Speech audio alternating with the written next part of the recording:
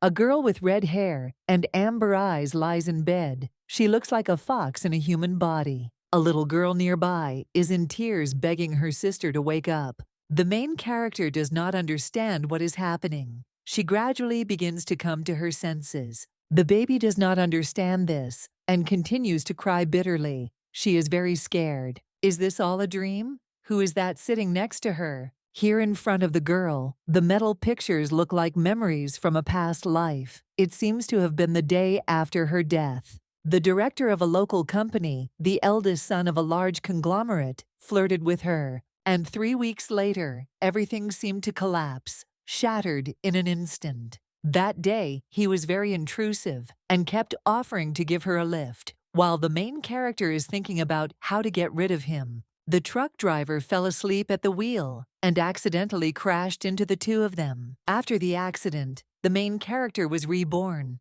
as Claire, the eldest daughter of Baron Delford. Before she remembered her past life, everything was going wrong. The girl herself was unhappy, but despite this, she has the title of an aristocrat. That doesn't even sound bad, at least for the southern part of the kingdom. Of course, it's not a golden spoon in the mouth, but a silver one is not bad either. The only thing is that the level of civilization here is far from modern. It's not as fun here as in the old world, but here she doesn't even have to work. Such is the fate of the nobility.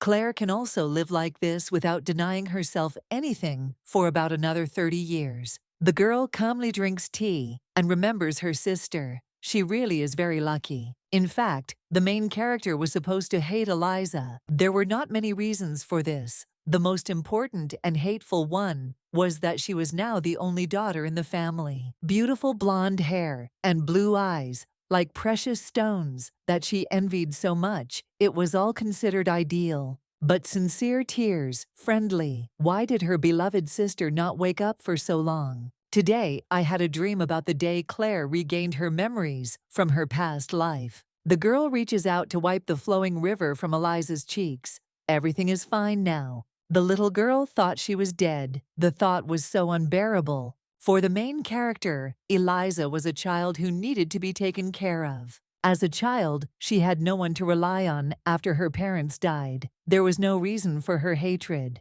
The events take place on another day. The girl is resting peacefully in a cozy bed. But then a man appeared above her and asked why she didn't open her eyes. The main character looks at him. She again does not understand what is happening. The boy's name is Eric. He has the same blue eyes and blonde hair as the tall nobleman. They are left alone in one bed. The room in the circle looks very much in demand. The handsome man smiles. The drunken beauty finally deigned to wake up.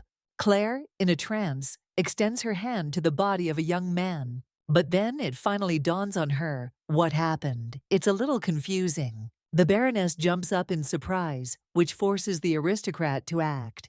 He takes a blanket and asks his companion to sit down, but she doesn't look very happy. The main character says that it doesn't matter. He himself is also naked. Why doesn't she understand? Hey, is this really not necessary? The man thinks she's weird. Well, despite the fact that the main character decides to obey, she has something to cover, even though she is a little small. What's happening here is that in such a complex test, damn it, how was this proposed? Erich experienced a sudden tension in his male body. Now the girl sits with her back to each other, so as not to look the man in the face. Erich Klausner, a senior student at the academy where Claire studied, and also the Duke of the Klausner clan. But the main character was at the very bottom, as the daughter of a simple baron. Right now, she's not at all interested in handsome directors. The man, this real sunny bright nobleman, is an ideal. But in reality, he was the coldest type.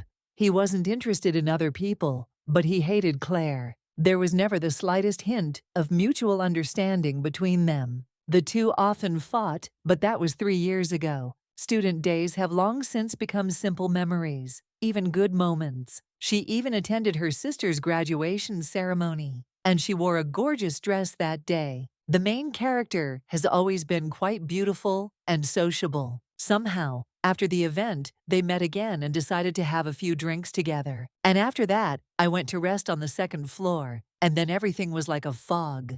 The girl felt it gentle and pleasant touches. That kiss under the night sky, although he remembers the details very poorly. But she knows for sure that she really liked what was happening then. Eric decides to ask her directly if she has forgotten everything. Claire replies that not everything but half. This makes him a little upset. Only he himself behaved like a wild animal, and now he plays the victim. Even the waiters apologize to the man for these words. He shouldn't drink so much. He called last night, a loss his actions were unconscious. The main character replies that everything is fine. They are both to blame anyway. Eric wonders what she'll do next. Should she just suggest forgetting everything? Claire doesn't like to make a big deal out of nothing. So why do it over something trivial? The young man stops her and says that this is very important. Will they continue to pretend that nothing was done? The girl is starting to get irritated by this whole situation. Why does he keep asking such stupid questions? Claire asks what he wants then? To take responsibility? He thought for a moment, and then a great idea came to his mind. She is a Southerner from a simple baron's family, and not at all on the same level as the Klausner family. And so, a man just has to come to terms with it. His words make sense in this world. The Eric family is one of the 3 strongest families in the country. They are definitely not on the same level. Even the main palace of this estate has the title of the highest traditional baron. The main character understands this, but even being born into such a family was a great success. She does not agree to become a family under any conditions. This makes the aristocrat only sigh. Claire has a great sense of pride, and no one can do anything she doesn't like. No matter how much I saw, it was just a fleeting desire. To be honest, the girl doesn't feel a drop of joy. Not all people will hang on your neck and ask to marry just because of the consequences. They are both guilty, so the main character just wants to forget about everything. Why does she say that she deserves just trash that will take the girl's virginity and doesn't want to eat for it? Then she asked why he assumed it was the first time. This main character didn't speak. She blurted out something and didn't think. Integrity before marriage is considered a virtue of any noble girl, which is why he is so surprised. But the main character didn't lie. She simply counted her previous life. She thought about it a little more and asked to forget about it. Then Claire notices a dress, and since she has no clothes, she wants to take it. Eric doesn't mind. There's nothing to be done anyway. Now it belongs to her. If you look at the quality, it will cost as much as 3 of her evening dresses. Not bad at all. The girl is interested. Tell him just in case? Or should he have another mistress? But in any case, it doesn't matter anymore. The main character says that she needs a carriage. He also needs to call a servant who can keep his mouth shut. She's not his fiancée, and not even the mistress he was seen with in public, so there was nothing to wave about. The man's stupid questions continue. What if she has a child? Claire is very angry about this, but she tries to control herself. Her relatives on her side will be only happy if a child is born from Duke Klausner. The girl will contact him if this happens. There is no need to worry. Their conversation is interrupted by a man who suddenly enters the room. Eric suggests calming down a bit, coming to his room and talking. But there's no need for that girl. They may be a little out of their minds, but the hurts are definitely fine. The main character bows with a smile and leaves without saying another word. The carriage had already arrived at its destination. It stopped right on the road. Claire ran home. It was mind-blowing. She would never get drunk like that again. Here, the Baroness finally reached the Delford family estate. There she is met by the butler, who was very worried about his mistress. The man reports that something has happened to Miss Eliza. She came early in the morning alone. He didn't say anything. When asked where Martha was, the butler replied that she had returned at the same time as the younger mistress. It seems that the miss ran away from her. The maid was looking for her all night. Later, Eliza returned, but immediately went into her room and locked herself in there. She never came out again. Her continuous crying can also be heard behind the door. The main character looks straight ahead. It's hard to imagine what could have happened. Claire announces that it is her and asks to please open the door. It's very dark inside, and there's a strange atmosphere. The girl leaves the room and takes her sister by the hand, thus saying that she can pass. The main character looks around and does not understand why there is such secrecy. The room is a mess, the window is closed and filled with things. Eliza stands in front of the door, no longer giving a chance to get out. Claire becomes scared and notices something strange. Her sister's clothes are dirty, but it doesn't look like ordinary dirt. Then the girl comes to the realization that she has a lot of problems. But the Baroness still tries to remain calm. She takes Eliza by the cheeks and asks what happened. Yesterday was her graduation from the academy and her debut in high society. Then she looked very happy and beautiful. Everything was fine. Claire went to the capital to attend the party. The girl enjoyed her sister's smile and wanted to capture it on camera. She didn't accompany Eliza because she had been dreaming about a party with her friends all night in the dorm. The young lady doesn't know what to do. She saw something she shouldn't have. Tears are streaming down the girl's face. She is in despair. Eliza sits down on the floor, unable to tell what happened to her. The main character goes down and hugs her loved one. She tries to calm her down and still find out what she saw, but the girl is not going to get ready if someone finds out. Everything will be in danger and they will die. She cannot allow this. This leaves Claire in a stupor. Apparently, everything is very, very serious. Eliza tells her sister that she needs to get outside as far as possible.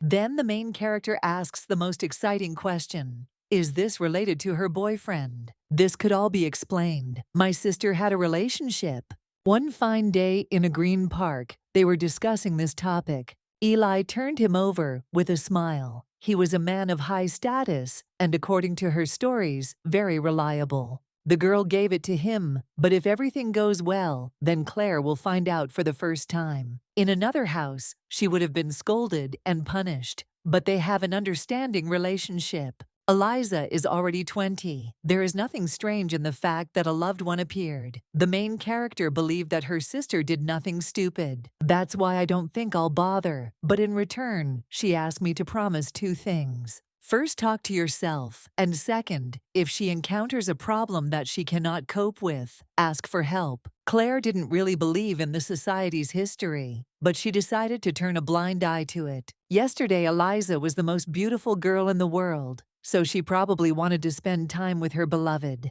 The girl started having a panic attack. She could barely utter words. That man died. She lost consciousness and simply fell into her older sister's lap.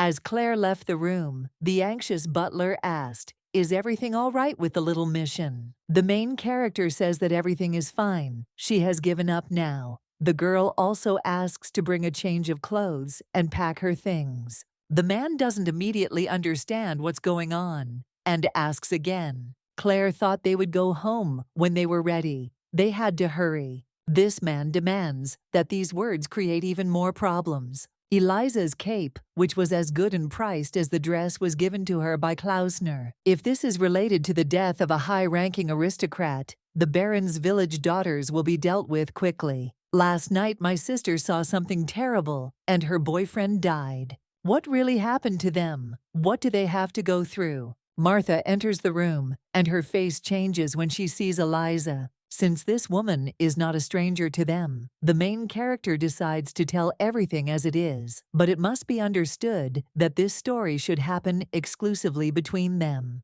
The maid's job is to look after the girl and help her recover. Marta says that she will do her best and will not dare to tarnish the honor of her mistress. The main character, although she is getting old, is very worried. You also need to settle all the important matters and talk to the maids. This may leave a deep scar in her heart. But if the danger is really great, it is better to leave the capital as soon as possible. Claire also comes with everyone she can't leave. Her sister danger can lurk at every step. In any case, there is no point in thinking about natural errors now. The carriage had already set off, and they didn't look back at anything. It's already evening. The sky always becomes more beautiful at sunset. Events are constantly happening in the Duke's estate. He thinks whether he did the right thing. Although some people would still notice that she was in his bedroom, it wouldn't hurt anyone much. He is the highest aristocrat. Words do not dare. Everyone is afraid. But Claire, she could get hurt and end up in the center of a scandal. But there is no need to worry about this. This woman does not care about such trifles. The man wonders why she got angry. It was sudden, but she must understand that they both did something crazy last night. Usually the girl hates him. She has a bad habit of becoming very polite when she is angry. Then when she left, I called him Duke, which is not typical. The main character's eyes were shining. It was hard for him to tear himself away from them. Eric decides to have some fun from these thoughts and asks Pavel if there is any news. But then some woman enters the room. What kind of news is he expecting? This is the mother. Her competitive title was won by Louise Klausner. Even though she was a stepmother, Eric never hated her. When the father found a new wife, the little boy already has his rights, responsibilities, and duty. And the fact that the award ceremony site cannot remain empty for long. Louise always treated him with kindness and care, and he in turn tested her respect. That was their relationship. Mother says that although he spent a lot of time at home, he didn't even stop to eat. Did he have work that should have been done in the bedroom rather than the office? The man asks not to interfere in his personal affairs. It is none of her business. The Duchess understands that he is already an adult, so there are things that even she cannot tell him. She heard that Pavel bought a dress that was on display at Edelweiss. But Erich interrupts her and repeats once again that this is a personal question. He lit everything up when he found a solution to correct his mistakes. It had been almost half a day already. Claire should have cooled down by now. A servant bursts into the room. He ran so fast that he could barely stand on his feet. He was instructed to report that His Highness the Crown Prince had been found dead. A body was found in the Modrel forest. It looked like a murder. The news left Eriha in shock. The bodies of 2 servants were found nearby. The captain of the escort disappeared. The search for him continues. The man quickly gets ready and immediately collects instructions from the palace. But his mother stops him and asks if everything is okay with him. He doesn't have time for this. Now they will talk later next time. A lot of time has passed. 5 whole years. A lot has changed. For example, this little boy. He has blue eyes and blonde hair. He reminds me of someone very much. He attentively watches the main character and his aunt through the window. It is clear that the girl is very tired. The children are very active and eat a lot of energy. Events are constant in the capital of the Rommel Arens, Empire Rothenburg. It is a very tall building. Even for Claire, it happened.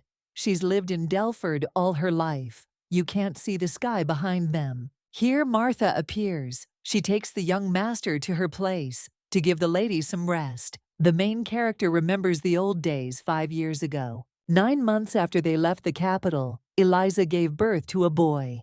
Claire told you to take care of yourself, Eli. She even gave you. But the girl asks you to understand her. Take it. This is such happiness. Despite all the rumors, her sister continues to be cheerful and just as kind. The maid's theories made Eliza unhappy. She knew that she was wrong. How could she go to the point of marriage? The girl knew what they were saying about her, but it didn't break her. She promised to love this child with all her heart because he was very dear to her. But Claire insisted that her sister take care of herself too. Her life does not end with parting with that man. Eliza knows this. Now there is much more meaning in her. The girl laughed and asked if Claire would be provided for her. After all, he would be her only nephew. And how can the main character not love this child after this? Even when her precious little sister, this angel, died, she allowed him to live. Claire couldn't. What was this about? She didn't even want to hate him because he was the last thing left of Eliza. The girl stared at one point for a very long time with a stony face. But when she returned to the baby, her mood immediately became safer. In her past life, her friend bragged about 100 photos of his nephew. Although it is not her height, it is beautiful. Not because she is his aunt, but for objective reasons. His real mother was very beautiful. In any case, now he needs to think about his friend. Claire travels to the capital to make Elliot her successor, but in fact, there are a lot of problems with this, but they cannot be considered in any way. protecting noble lineage, preserving the rights of spouses, and even the adoption procedure. Everything is damn complicated. So, the girl had no choice but to go to the capital herself. Elliot would have to go to the academy anyway. This is a compulsory education for all nobles. The main character reassures herself that everything will be fine. 5 whole years have passed. The killers were found dead long ago. The case reached a dead end, and there were no connections left with Delford. The aftermath of the Crown Prince's death should have disappeared by now. The boy points his finger out the window. It looks a lot like clouds. Do people sell them? Claire smiles. Rothenburg is one of the largest cities in the world. It will be a good experience for a child. Now they have finally reached their destination, the Innenhof Hotel. The first to meet them is the hotel manager, who will do him the honor of welcoming them. Elliot suddenly jumps out at the man, catching him off guard, but he imagines reacting and grabbing the young doctor. The main character reminds him what to do if he crashes into someone. The kid bows and apologizes to the man. For a child, everything seems new and very interesting, but he should not forget about manners and be able to behave more modestly. Here, a fiery man with pink hair appears before us. This is the owner of the weaving house, Roger Carson. The lady asks Martha to take Elliot inside and the others to carry the bags. The guy takes the Baroness by the hand and greets her. They haven't seen each other for a long time. Claire asks what he wants. It's annoying. Can't he even say hello unless it's for business? If he does not accept the aristocrat properly, especially one that changes 1% of the business, and he will be his best buyer, then he will be an insignificant trader. Well, that's true. That's true. The Baroness is highly respected in the company and is always welcome to see her, so she can visit them more often if she wants. 4 years ago, textile weaving underwent a major change. Looms had been greatly modernized, although weaving and storing stencils still needed to be tested. But at a time when everything was very prejudiced, an agent of the Delford family visited the weaving shop. This man was very surprised by what he showed that day. The same quality, but it's created much faster and without errors. Roger dropped everything and immediately went to the main character's homeland.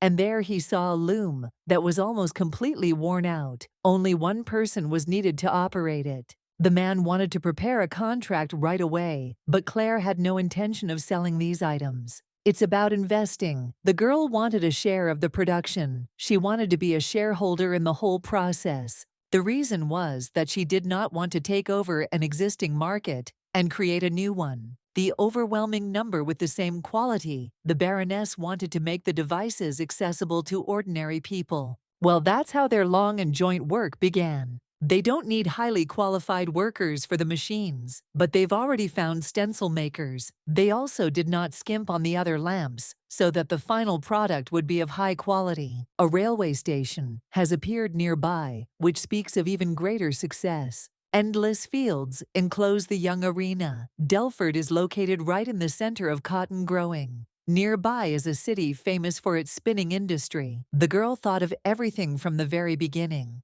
She chose the place for the railway station when she was not yet 10 years old. In reality, she didn't work out every detail, and she can't stand the smell of trains. This story shocked the man. She already understood at such a young age that she needed to take control of transport activity. Roger says the lady did a great job. That's not flattery. She really is incredible. Having calmed down a little, they continue their casual conversation. The man says he likes Claire very much for her excellent knowledge and insight. Well, that's definitely flattery, but the main character understands what he's talking about. Only this is not genius, but simply knowledge from another world of developed capitalism. In any case, their business flourished and brought in a lot of money. After 4 years of work, they had almost completely monopolized the weaving market. And it's all thanks to the main character. She managed to bring her ideas to life. The events take place in our time. The man asks if Claire is really going to marry Mr. Sherwood, to which he receives a positive answer. Whether he's joking or not, Roger says that in that case, it's better to choose him. With a sly smile, he turns and looks closely at the main character. He means that if the only thing that matters to her is that her husband is a commoner. And here is Mr. Sherwood. This guy looks very intelligent, that his appearance is distinguished by a strict and serious character. His full name is Gray Sherwood Delford's legal advisor. This man is the one the young girl is going to follow. There was an immediate spark of hostility between them. Returning to the question, it was just a formality to register young Mr. Elliot, right? The man's gaze did not change for a second, still just as complex. This scares the merchant a little, but he would still like to take part in the selection. The butler appeared from behind. He was staring at me. Who is this scoundrel trying to mess with their baronial floss? This time Roger decides to start a man who knows the Baroness so well should be able to take it well. To this, Claire replies that if you sit down, you will want to lie down. Were you planning to become a nobleman with her help because you earned a lot of money? But the guy agrees to be her lover too, so he proposes marriage if she doesn't mind. But then the merchant stops Sherwood. It seems to him that the conversation is already over. He is grateful that the woman is listening directly to the Baroness here. Claire laughs it off and says she needs to rest. Later they talk about his trade union or something. I'll close the door right in front of him. There's nothing else left for him to do. The advisor looks at his opponent from above in the lowland for a few more seconds, after which he turns and heads towards his mistress. Roger only now realized what had happened. Bloody Gray Sherwood. He wasn't going to lose. The events take place sequentially in the establishment of the Duke Klausner estate. People are reporting that the Duchess has received more than $15 million in gold items for clothing this month. Erich asks not to exaggerate. Any lady's clothes are her pride. This should not be a reason for men's conversations. The man had previously told them to leave their mother somewhere. Luli is still not happy. Only 9 months have passed, and she returned more than 10 million and already looks 20. With such power, you can buy small parts and gain ownership at the same time. But how can this affect their budget? The ducal family is very rich. They belong to the largest coal mine in the empire.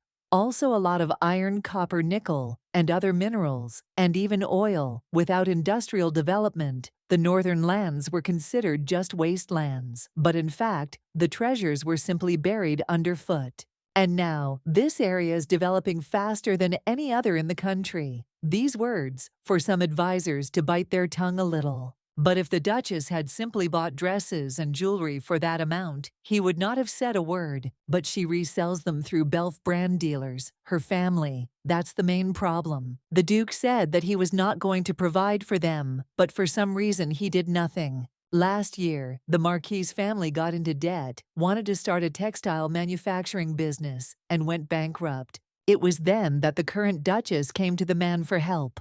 She cried bitterly, worried a lot, and he made concessions. The largest loan was 50 million. This issue was closed. Louise begged him to fulfill his duty as the head of the family and help his family, the Marquis. Belf decided that he was not saving them once and decided to invest, and again asked for help. Like then, if someone is so incompetent that he is forced to sell his territory to pay off his debts, it is better to sit quietly and do nothing at all. Eric didn't think about it anymore, but it was obvious that the Marquise's situation would only get worse. People are waiting for an answer to their question. What is the gentleman going to do next? He, in turn, only sighs wearily. So many problems, but he has nothing more to add. Even if she sells things to help her family, he is not going to interfere. But this is all too unfair to his competitors. The Duke knows about all the grandfathers, and still gathered opposite. In any case, Marquis Belf will be trampled. He will not be given a chance. So she asks them not to worry that she spends so much on men's dresses and jewelry. After all, this is her personal business as a conscious and self-sufficient woman. Eric is betting on who can win. Finance Minister, this is unfair. He would definitely apologize. He would want to, if their conflict was with someone else. Maybe even sent an official letter to those people. But the man knows who their real competitor really is. That's why I'm not going to interfere. He needs to forget this girl. And I can't apologize to her for that. They started using new machines for weaving. a mindset that no one can keep up with, not even him. Careful, precise work, and wide distribution of goods. All this in the style of one beautiful and unique woman, Claire. Only she remains standing aside. Sometimes it seems that she is omnipotent, but she loves money, of course. By the way, if you remember, she once said that she was flying away from him. A man with a golden spoon in his mouth, she seems to have a silver one, or something like that. On that day 5 years ago, when he had to break down in the palace because of the death of the crown prince, the man wrote her a letter. Eric has no intention of looking for the woman who hates him so much. That's why he never decided to send it to her, and perhaps it's even for the best. There would have been a lot of rumors if the Duke had suddenly proposed to her then, and she had simply run away. Although he still doesn't understand something, if he doesn't like the girl so much, why did she kiss him on that wonderful night and take the initiative? Pleasant-looking skin, silky hair, and soft lips. He doesn't understand why she behaved this way, and he's unlikely to be able to. It's time to wrap things up with death and go on to work. The first thing you need to do is talk to your mother and explain the seriousness of the situation. But before the Duke could do anything, he had another problem. A breathless servant came running to him. He had urgent news. The man asked him to calm down and calmly tell what had shocked him. That woman is back. He met her by chance near the hotel. At first, Eric doesn't understand who the person is, but when he says that this is the same one for whom he bought an expensive dress 5 years ago, everything falls into place. This makes him tense up, and yet he has almost forgotten her. The servant also forgot to say the most important thing. She had a child with her. The boy looked to be 4 years old, a handsome young gentleman with hair of golden thread. He looked very much like the outer Duke, just a small copy. The butler also questioned the representatives of this establishment, and it seems she had not yet married. The events take place a long time ago during the main character's youth. The maids are discussing some boy. He was caught red-handed, stealing and reading books. How did this happen? Do they hate him? Well, actually, it doesn't look like they're mad at him. The Baron believes that smart people should be of service to others. Therefore, he suggests that young people get a good education. This man was Gray Sherwood. It seems he and Claire are quite familiar. He pays close attention to detail and is, as always, perfect and competent in his work. These documents could change his life, so he should check them again. The girl's childhood friend, who was always at her beck and call. When he grew up, his prince as a student received a small scholarship from Baron Delford. Soon he graduated from the Imperial Academy with honors. He can even afford to build an earthly land and earn a reputation. The main character was talking to her parents once and suggested hiring this man as a lawyer to manage the family affairs. Father was initially against it. Is this village really capable of handling it? But Claire remains calm. She was sure of her choice.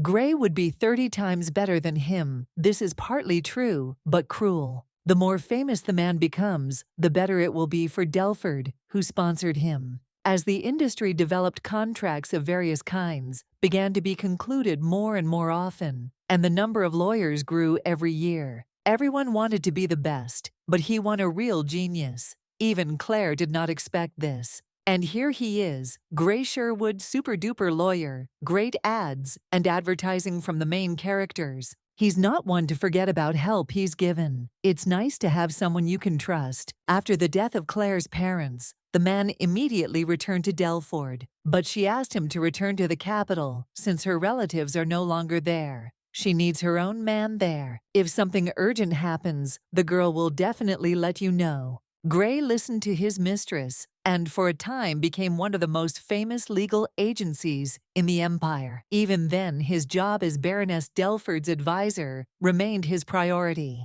The main character is thinking about canceling her short-term contract, but she is not sure. Because of her intent gaze at the man's hand, there was something wrong with his face. But no, Claire was just wondering why he wasn't married yet. There are so many girls running after him. Is he really afraid of being tied down one day? It's difficult to guess his thoughts. He is silent. His facial expression does not change. Gray doesn't want to continue this conversation, and responds that such topics are not entirely appropriate when discussing their marriage contract. It is strange that its significance and the groom arose for the bride. But there is no need to worry, she can add as many conditions as she wants here. The main character just laughed at this. Now it became clear to her that he felt the Baron when he had such loyalty. The girl is not going to ask other people for advice and wants to leave everything as is. She believes that this Gray will never deceive him.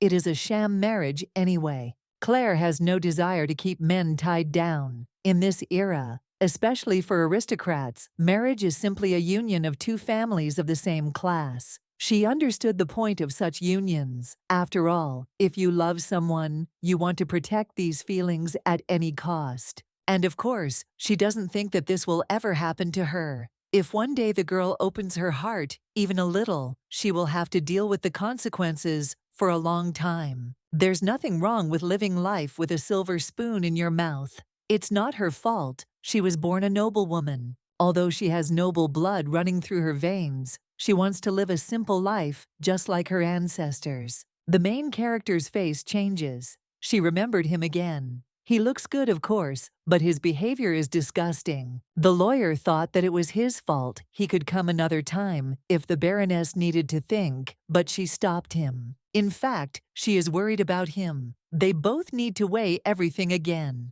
Even though he's a candidate, Claire has no intention of making him the best in this ridiculous position. This engagement is necessary to help Elliot become the family's legitimate heir. Since marriage is a union of two families of the same class, it is the best fit. She also needs a man who understands and accepts her decisions, someone who cares about Delford, and a stepfather who has a good reputation for Elliot. To sum it up, Gray is the perfect candidate. It matches all parameters, but the girl doesn't want to spoil it because of such a life. She understands that she wants to repay the debt to the Baron, and therefore will accept any help for the family. The Baron always taught the man not to overdo it with gratitude, but it was only thanks to them that he was able to climb so high. It is because of this that Gray is so eager to do everything to help. Claire's father did give him a chance, but that was it. He earned his further achievements and merits through hard work and persistence. The main character is worried that this is an unfair contract. She gets all the privileges, and she can also break it at any time. As the lady said, this is a very important decision, so it is better to give the friend some time to think, but she did not ask for it for herself. The man looks at the glasses and smiles in response. He is not at all against this marriage. Indeed, Claire is still a noblewoman, even though she is a baroness. Gray replies that it is not about that at all. If he becomes her husband, he will then call her by her lady name, right? The small box that the man opened turned out to be a beautiful ring. The atmosphere has changed somehow, and not for the worse. But then she was interrupted by a sudden knock on the door. There was a very urgent message for her ladyship. The girl has nothing to hold back but to let the gentleman in. He told the servant that this letter could be left unanswered. If you look closely at the leaflet, you can see the coat of arms of the Klausner hybrid. Claire doesn't understand what the point of this secrecy is if his subordinates know everything. After reading the contents, the main character was deeply shocked. Shock turned to anger. Is this man crazy or what? Was that really an order? The letter said he would arrive in 30 minutes, by which time she should be ready. And here is the culprit, sitting gracefully in his expensive carriage. He has already arrived, but they tell him that he can't go out here and needs to leave. The average worker says he didn't have this and apologizes. Who in healthcare knows how to contradict an aristocratic chairman? The man was angered when he was called Your Majesty. He is not a member of the imperial family, but he tries to contain his emotions and not take them out on the townspeople. Eric asks if the Baroness asked him to drive him away. The servant tries to deny everything. She didn't even know he was coming, but he's not doing a good job. Sometimes men get the impression that the main character hates him for the blood running through his veins. That's how it seemed on her. Claire, she was never happy with what they knew between themselves. She is always interested only in personal gain, and of course money. The girl's behavior was changeable, sometimes kind, sometimes evil, and sometimes squeamish. If their relationship had been discovered 5 years ago, rumors of all kinds would have spread throughout the capital. But now everything should be fine, because quite a lot of time has passed. Erich did everything so that she could no longer reject him for blood, or just pretend that they were strangers. The character goes straight stop and pull him. He is definitely not gonna do it anymore. Then, a little boy, Elliot, showed up, and it looked like he couldn't resist. The man looks at the baby with great surprise. He definitely didn't expect such a turn of events. A small strange ball, like a piece of glass, rolled towards Eric's foot. The nanny immediately ran up to the child. She told him more than once not to play in the living room. It was dangerous. The man's face changes. Somehow it becomes surprised. This boy, like him, and his experiences are very similar to him, like two peas in a pod. The baby seems to really enjoy bumping into people and apologizes. Eric picks up the ball and replies that everything is fine. It's nothing. He lowers himself a little and asks the child what his name is. He smiles and says, Elliot, it's a very beautiful name. The baby also shows on her fingers that he is already 4 years old. Then Eric also decides to introduce himself, but keeps his last name secret. Well, because everything is okay, now the boy asks you to give him the balloon. It is his favorite one. The man doesn't feel sorry, but he wonders if he is Baroness Delford's son. The boy replies that it is his aunt. But how did the uncle guess? He never said that they look like her, more like his mother. Marta tries to take the young gentleman away. It is better not to delay the guests of the Baroness. Then Elliot decides to say goodbye. He was very pleased to meet you. This kind of work makes Eric's stone heart melt and smile. He even stroked the boy on the head as a sign of respect. They left, and the man was left alone in the circle of gazes. But he was planning to come here secretly, without unnecessary noise.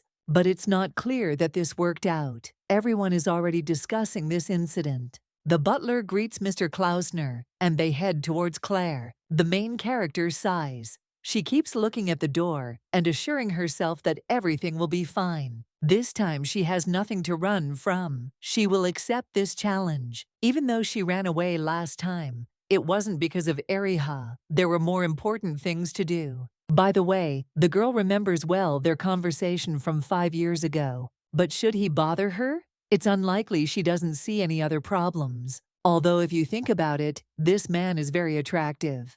And he is distinguished not only by his body, but also by his character. The problem is the golden spoon. He doesn't understand Claire in that regard. The main character could have become a special person for him if there was not one but the difference in families, a very important detail. No one will listen to a woman who is lower in status. The Baroness is well acquainted with prejudices and baseless ridicule. She doesn't think she could live peacefully in such a situation. A lawyer approaches Claire and asks if she is nervous. The girl didn't understand why he got that. Is she nervous? But isn't the Duke connected to the Belf March? Klausner's territories are the second largest in the empire after the capital, and their weaving business is not developing well in the north, precisely because of them. Now the Baroness understands everything, but the man doesn't matter, because this one is a purebred aristocrat. For some reason, Gray becomes sad, and his facial expression changes. He that they barely recognized, but it turned out that in fact, they thought much closer to each other. The girl sighs and answers. Of course they are close friends. They studied at the same academy, even with the same professor. In fact, their relationship was much closer than others might have thought, at least until the incident 5 years ago. But that was in the past. Now the question was, why did he come? The main character asks Gray to stand quietly next to her. It will be very awkward if Eric starts talking about that incident at Sherwood. What a stir he managed to create in such a short time. Claire asks what shocked him. He looks angry. Doesn't she figure it out herself? Or will she continue to pretend that nothing happened between them? The Baroness asks him to explain what he is saying. They haven't seen each other for 5 years. She can't read minds. Usually Eric behaved with restraint with the girl. He is, after all, a noble aristocrat of the North who is famous for his discipline and cold attitude. They had fought before, of course, but this was the first time he had shown anger so clearly. Then the man repeats the words, "Boy, his aunt?" The main character is confused. What is he talking about? No matter how badly they treated each other, sometimes Erich always considered her a responsible woman.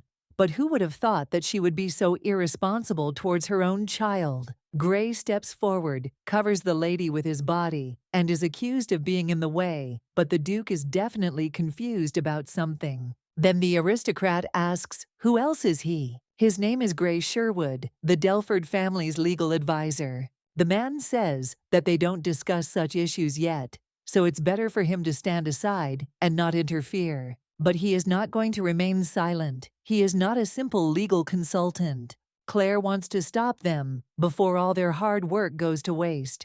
Gray, they're supposed to be a family, soon discussing things like that when it's a bad idea with him. The girl shows him not to interfere. She is not going to hide behind other people's backs, although the man and not he slavishly carry out the order of the mistress. The main character says that most likely he misunderstood everything. She understands that everything may seem different, but Elliot is her nephew, not her son. The man doesn't believe it, just look at his face. It's a blatant lie. The Baroness is trying to find her wiring to hammer into his head that she is not lying. The boy has golden hair and blue eyes because he got them from his sister. But Erich is stubborn as a ram. He is sure that this is his son. He does not accuse the girl of anything, but he wants to admit it. Claire is speechless. If this is truly his height, then it is the dirtiest mark in history. Seduced a young girl who just graduated from the academy and slept with her. How could they do this to her sister? She was the one who gave birth to Elliot. The man is simply bursting with anger. Why is this woman like this? In any case, he certainly won't be able to pose a threat to her, and he doesn't want to. But Claire is very wrong about one thing. Elliot could be the next Duke if his importance as a child is recognized a fifth-generation heir. The main character is not interested. This is her nephew. He will become the Baron of the Delford family. She asks him to stop talking nonsense and leave. The girl takes the hem of her dress and bows silently. Erich can't just leave his own. He definitely knows who his son is. The men have no choice but to stop the fight. The Baroness must understand that she cannot just brush him aside. He cannot abandon his son like that. He knows, for example, who will give birth to him. Even though he has no evidence at all, he will still come back. This drives the main character crazy. More and more problems for the man. 5 years have passed. Is it really that difficult once he agrees with her? Claire knows Elliot isn't her son. It'll take him 10 days to find out. She'd like to just show him the genetic test, but this society needs 2 or 3 industrial revolutions to reach that level of civilization. The girl will make you apologize the next time she comes. An anxious Gray enters the room and asks if everything is okay. He also hands the Baroness a handkerchief. Her whole face turns red. It seems that their problem with the Duke is not solved, but now he needs to cool down because they got heated among themselves. It turns out that the man heard the entire conversation. They were shouting so loudly. The main character is so embarrassed by this that she needs to be more restrained next time. But for Gray, it doesn't matter who her lovers were. He doesn't want to spoil the situation for the lady at the moment of this scandal. In general, it seems that she is not in a very good mood. It is worthwhile to rest a little. The lawyer promises to come next time. Claire wanted to stop the man to grab his hand, but she didn't have time. He left as quickly as he could. They are not lovers. It sounds like an excuse, and it can create even more problems. They are lovers, and that will no longer be true. The girl sits down and takes a deep breath. She really needs to rest. It's just that everything is so complicated. If only her sister were there. Claire needs more strength to endure with everyone. Some time has passed. There are a lot of delicious dishes on the table. Marta asks if they weren't going to have dinner with the Greek. The Baroness hesitates. The nanny knows that the Duke is coming. Everyone downstairs is talking about nothing else. What happened? She looks at the young gentleman and wonders if it could be that Lady Eliza is with the Duke. The main character denies it. It's impossible. Then Marta warns that it's better not to meet that man alone. You never know what you can say. Claire replies that he may be a scoundrel, but he's not that bad. Why should she feel guilty if he started it? She's speechless. Elliot really likes it here, and the food is much better than at home. The main character's mood immediately improves, and she starts looking at the baby, and yet one cannot deny that these two are as alike as two peas in a pod. The previous girl didn't even think about it. There was no time. She is not sure who Eliza's lover was, but it was definitely some nobleman of Romel's. Quite a few people died on the day the crown prince died, and most of them are young aristocrats. It seems her boyfriend was one of them. Even if it was some kind of servant, his status should not be lower than that of a count. And this could be a friend of the crown.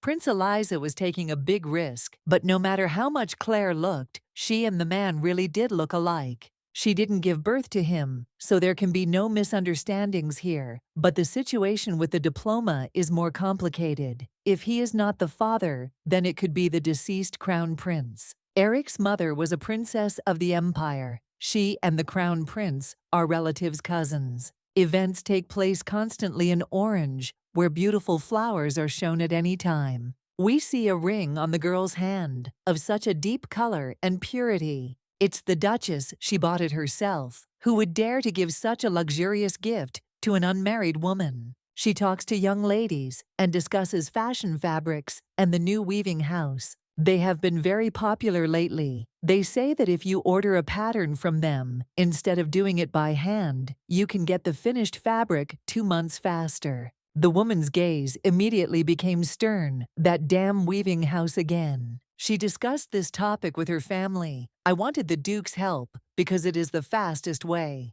But it's much more complicated than just taking money. Eric will never agree to spend energy on developing his territories. He is a man who does nothing under the influence of feelings. If anyone opposes them, it is some lowly native nobles of Arena. The only problem was Eriha's restraint. She would have thrown them out long ago. Then a young lady comes up to the Duchess. She calls her mother and asks if they are talking about the new weaving house. This is Iris Schneider. She says that some people are so stupid that they cannot understand the Duchess's choice. It is better to trust the eyes than a soulless factory product. Many agree with this. And really looking at her beautiful dresses, how can you not start to envy? To get the same, you will have to wait a couple of months. Aristocrats should be graceful and refined. How can you turn up your nose at the highest nobility? Finally, the woman felt power and support, which gave her pride. The young lady hands her mother a plate of cookies. They turned out very similar, not only in appearance, but also confidently. The woman chooses the most beautiful one, and thanks. The Duchess thinks at best the daughter of an earl. Usually she doesn't like children very much. But if asked who the most beautiful noblewoman of the empire is, almost everyone will name this girl Iris Schneider. She is, of course, no more beautiful than Louise Klausner in her best years, but she is not lacking in popularity. The family of Count Schneider is a noble house with history, fallen nobles of the side, with her mother. Right now there is a problem of choosing a bride for Eriha. He has a cousin, Princess Benita, but now it is customary to honor all marriages. Then Iris's appearance is not the worst option. Reputation and beauty are as important as a noble title. Another very important thing is that their family has been friends for a long time. The Duke is of no interest to anyone now, anyway. He agrees with any of her choices. It would be unpleasant to give the ducal house into other hands. It was time for her to restore her maternal duty. Eric may be stupid, but he will definitely listen to her. The Count's daughter will not dare to reread the story of Louise Klausner. One guest starting a dialogue. What a beautiful diamond. Growing up is so hard. She hopes the title has found the right lady. Nowadays, it has become common practice to marry dancers or singers whom one meets by chance and, in his case, even adopts. It seemed that the Duchess was not aware of the events and had recently been spreading rumors, and her hands even began to shake from anger. The guest started to get nervous. She asks for forgiveness that something went wrong. The woman's gaze became so cold that it penetrated to the bone. She suddenly gets up from her seat and leaves. Louise can't stay here any longer. Extramarital advancement. This simply cannot be. Where did it come from? A woman screams throughout the room and calls for a certain Maria. This is a young girl. She comes up to the lady and asks what happened. The Duchess slaps the common maid, taking out her anger on her. She asks Maria, who is trembling on her knees, if she knew that Eriha had an extramarital affair. She replies that it's just rumors the gentleman couldn't have. After these words, a loud sound is heard, and drops of blood can be seen on the floor. Louise orders to stop talking nonsense and find out the details. The maid bows and walks to do her job. At this time, the Duke loves to look out the window. He is very thoughtful. Then, when they met again, after a long time, they quarreled again. He shouldn't have shouted like that. The main character was always like this. She could get him mad at any moment. But how can he free himself? It could be his son. The man knows Claire isn't the type to lie without a reason. He's already sent a secretary to Delford, but can he sit back and wait? Erich wants to give the little boy a present, but what might he like? The secretary who is nearby replies that his son really liked bronze soldiers when he was 5. Maybe then it's worth going and buying. Better probably in person, so as not just to give it away but to present it. They head to the Swan Queen's Nest, the finest toy shop in Rothenburg. On the main doors, there is a beautiful swan with a golden crown. In the yard, next to many children, they all look very happy. The situation inside is the same. It is very unusual. Looking around, you can see why there are so many kids here. Outside, the color is a beautiful garden. Inside, the decor is also great. This place occupied the best place. The character turns his head and notices someone. It's Elliot. Looks like he was hiding in that maze behind him. The boy looks at him with such enchanted eyes. The Duke was a little confused. He did not expect to meet his son here. The boy closes his mouth, indicating that he needs to be quieter. At first, Eric doesn't understand, but Pavel speaks to him quickly and clearly. Then he puts his finger to his mouth. He will remain silent and will not say anything unnecessary to the man. It made the child smile. He thought it was funny. Here the main character appears. Today she is dressed in formal clothes, but is also beautiful. The girl sighs. Why is he here? But having gathered with the provision, has he not seen Elliot? Even though the baby is hiding behind him, the man does not take his place. Claire plays along and asks where he went. She looked everywhere for him. It looks like they were playing hide and seek together, which Elliot really likes. Then the main character turns around and stalls for time a little. The little boy thanks his uncle for his help. He also wonders if the other aunt has a man. Does he even have friends? It should be people of equal status, that is the prince or other dukes. Can their relationship be called friendship? It's very difficult to say, even though Claire was his younger colleague at the academy. To avoid wasting time any further, Eric answers yes. Then the boy says that it is not good to lie to your friend, but he was hiding another friend. Well, yeah, they reveal some good stuff, and it's just a game of hide and seek. Elliot is glad he has another friend. The kid wants to trust the uncle, because for him he deceived the toilet. The man exhales with relief and smiles in the same way. They bump fists in recognition of their new strong friendship. Claire walked around everything one more time and returned to the same place. Now that the Duke has come, will she be able to resolve their misunderstanding? How do other people resolve such things? She's not in a bad mood now. That time I didn't have to tell her so many stupid things about responsibility and so on.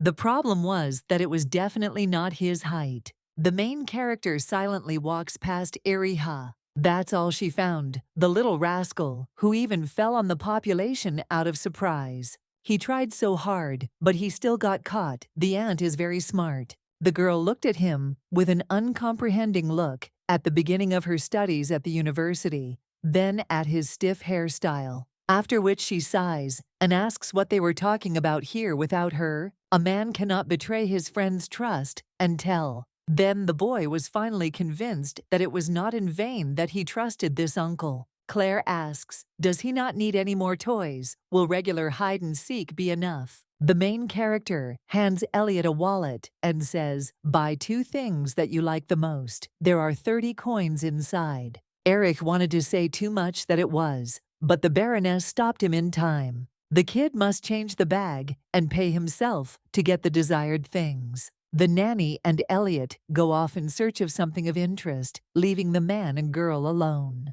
Claire is grateful that he looked after the child. He really likes it when adults take him seriously. If Eric wants to continue his previous conversation in such a public place, then she would prefer to hit him over the head with a bag and go to prison for treason. They won't just stand there, will they? The main character suggests passing by. She also asks if something happened. Just don't say that he bought presents for his son. The Baroness herself said not to bring up the previous conversation.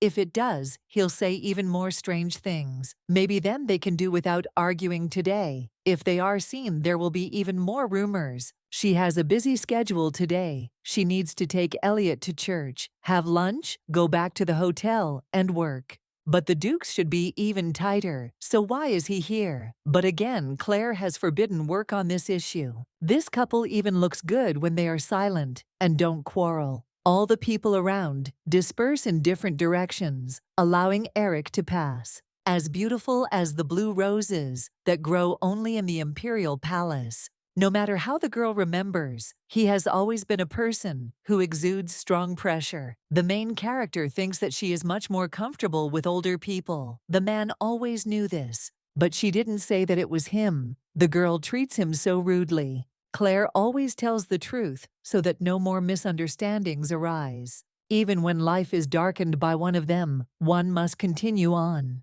They decided to change the subject again, and the Duke brought up the fact that toy stores were not like that. This store is very popular with children. How good are the sales here? The girl probably spent a lot of money on decor and security, which is aimed at everyone. Some visitors do not buy anything at all, but just have fun. The main character asked how he knew it was her store. There is no one in the world who would think of something like this. That is why only she comes to mind. Although Claire says that she has neither the strength, nor the skills, nor the desire to work, but if she takes on something, she sees it through to the end. Failures are unacceptable. She is not the first to come up with the idea of keeping customers in the store. But children are a special case. They usually do not have normal money. The Duke is right about that most ordinary families send their children to work for 7 years. If a family has a shop or a piece of land, then they will be provided for in the household. Rich people will come to such stores. If they want to spend a lot of time here, sooner or later, they will buy something. But for the main character, it's not a question of earning money. She just tries several options at once. Some businesses make money, some don't. This store breaks even. But people love it, so she keeps serving. Even if parents don't buy anything, it's okay. Some children work as apprentices or peddlers, save money and buy their own toys. Eric smiles and says that she is the owner of the casino. It looks like he's in the textile business. The man received reports about industrial enterprises in his territories. And indeed, their interests are related to problems. Well, she was just lucky. There is nothing lucky about this, that the main character can predict the future. The Roman Aran Empire does not correspond to the historical order with its world. The climate and geography are also different. But the hearts of people are the same everywhere. What will happen after technologies are introduced, which will increase demand and so on? Claire is well aware of the events that surround progress and knows which products and goods ultimately stand the test of time and which ones fall by the wayside. The main character doesn't need to come up with something new, but simply choose from what's already there. This way, she can be confident of success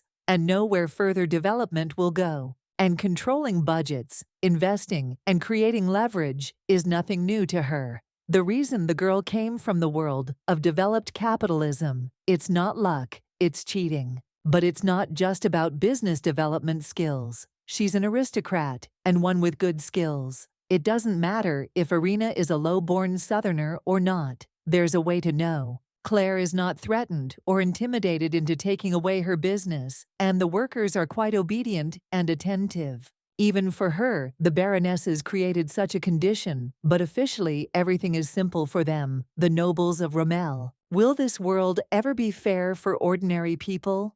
Even for them, the laws and principles of this society work differently. The Duke asks if she is angry with him again, but the girl denies this problem, related to their processing which she cannot solve. The main character knows the man well, and for quite a long time. Nothing would have been successful if their acquaintance had ended in something. If he had simply treated her like a lower noble and ignored her, Claire would have taken care of her like a patronizing noble and not gotten involved. On the other hand, even now it is difficult to explain who they are each other. Eric watches the girl carefully without looking away. She in turn doesn't understand. Is there something wrong with her face? What he wanted to say was no longer important. The man thought she was more careless, but when he learned about his affairs, he was very surprised. That night, 5 years ago, when Eliza returned home, scared and in a bloody uniform, Claire decided that she would do everything she could to protect her family.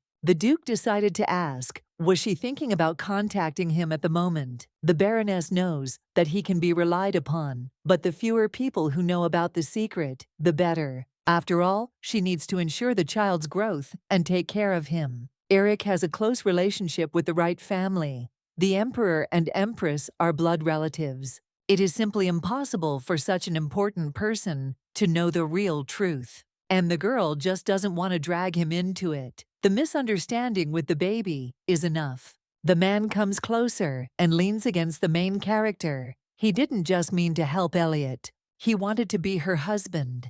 Didn't she ever think that she could trust him? This is very evil of him. Claire, does he really mean nothing to her? Eric thought they were much closer than just strangers. They stand silently opposite each other. The man is very assertive, but the main character turns and pushes him away. The Duke doesn't let her escape again, so he takes her hand. He pulls her to his lips and kisses her tenderly. She could forget, but Erich wants to make the girl his. Claire is speechless. Does he really want to correct his mistakes with marriage again? In fact, the girl misunderstood everything he did not call them at night. The problem was, he should have been the one to propose first. The man was going to do it after graduation, but there was no chance. She quickly got her diploma and ran away. That's why he thought it was a hint of refusal. But if she gives him another chance, he won't miss it. The rumors are not stopping at all. What will Eric gain by trying to shut them up for her sake? Maybe a girl's hand? Or a child? But she's not going to agree to that. Here you can hear Elliot's voice, aunt and uncle kissing. This makes the main character come to her senses, and this time she will definitely break away. It looks like he is not alone, but with a personal buyer. How can decent people work for others? Claire tries to explain everything. It's not what they thought, but the boy can't be convinced he saw everything. Then, the boy grabs his aunt's skirt and says that he won't give it up. The main character carefully lifts the child into her arms. He has already become so heavy. She loves Elliot more than anyone in the world. There is no one else. But that's not true. Last time Claire said it was to her mother. The boy also loves his aunt very much, even more than Eliza. This is a real man, one word, and everyone obeys him. But something still bothers her. How long will he follow them? The irritated protagonist turns and addresses the Duke. But he interrupts her and asks, who is this person next to her? Roger looks like the owner of a weaving house. He is very happy to meet them. Erich Klausner looks at him with distrust and apprehension. He said the owner was very resourceful, but the Duke didn't think he was so young. This flatters the merchant, for he is simply the Baroness's errand boy. To be chosen for her can be considered a blessing. Well, with his performance, he managed to anger the unshakable Duke. Then the main character intervenes in the conversation and asks if something urgent has happened. Roger looks very close and whispers something in her ear. That was it. That was the end of our male character's patience. It turns out that a representative of a retail store from Bamberg is coming to visit them. The main character understands that she cannot discuss such things in front of the Duke. Bamberg is one of the largest cities in the Duchy of Klausner. It is a battleground for the Belfmarch Frach Guild and their weaving house. But this is not breaking news or important information. So why does Roger keep whispering? The girl replies that since the merchant has come a long way, they will meet tomorrow. The merchant smiles at the Duke. It seems he really doesn't intend to lose. Now they're glaring at each other, and it's all because of ordinary baronesses. The main character doesn't understand how everything turned out this way. Roger also sometimes says stupid things about marriage, but they're just jokes, right? If we are talking about Bamberg, then a conflict with the Duke may arise. The girl does not want to quarrel with him. Eric made an angry face and asked what happened. But what if he asks himself stupid questions about troubles? Claire answers that it is a personal matter. It is better not to talk about it at the entrance. Here, Elliot interferes again. He calls his aunt. The baby has already chosen toys and wants to show them to her. There are knights standing near the castle. He wants to take them. The child is excited and wants to play with new toys as soon as possible. But the main character repeats to him that they agreed on 2 toys. But this can be considered as one set. The baby really wants it. It costs 30 gold pieces. The girl decided to ask, how long had he learned to count such numbers? Elliot says that Uncle Roger bought it for him. It's something completely different. The main character doesn't tell him so that he doesn't have to buy everything in a row. The merchant replies that he asked for it, and plus, it's not very expensive. The girl, these thoughts that the toys were not for sale. She wanted any rise could come and play. You can't buy everything you want. It wasn't even a question of money. The boy becomes very sad and seems very confused. Claire kneels down. She knows what she gave, but she can't allow it. This is a wonderful place, made for everyone to play together and have fun. The little boy is angry. He doesn't like it at all. He says he hates his aunt and doesn't want anything else. The main character tries to calmly convey everything to the child. They still won't be able to take him home. How is he going to play with this one? Tears came to Elliot's eyes, but he said nothing more. Roger apologizes. They'll come here next time and buy something else. Claire also warns Eric not to spoil the boy with expensive things. Otherwise, she will become a bad person in the eyes of others. The main character doesn't want people to say that she is a swindler who extorts money from the Duke through a child.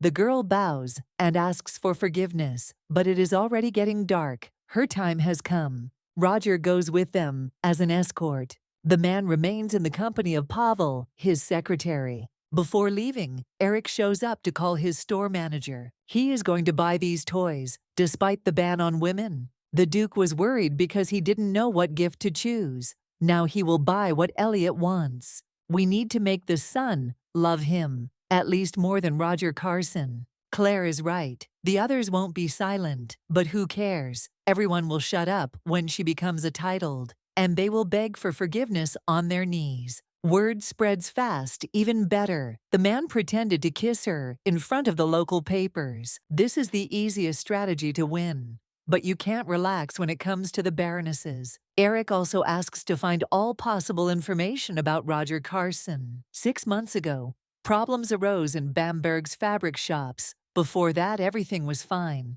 Their patterned product not only sold well, it sold like hotcakes. In the Duchy of Klausner, this city occupies a leading position in terms of money turnover and wealth. The townspeople spent a lot and enriched the shop owners. But 6 months ago, Baron Belf's Flach Guild set its sights on the city. Patterned fabrics began to be sold at ridiculous prices. It got to the point where plain ones became more expensive than patterned ones. Although the other valuable goods were about the same, people went where the steel-patterned fabric was cheaper. Other suppliers try the Flach headphones and even reduced the price almost to cost price, but still could not compete with the reduced prices. Some shop owners gave up. They abandoned their suppliers and tried to negotiate with the leaders, but they were turned down. And here is the man who came to the main character. He asks to reconsider the decision. She understood his feelings, but she can't lower the price for them. Roger is already selling the goods at almost cost.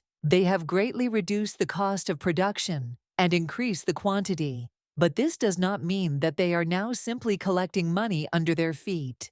However, they need to be paid both to evaluate the cotton fields and to the weavers. The final cost is not that cheap.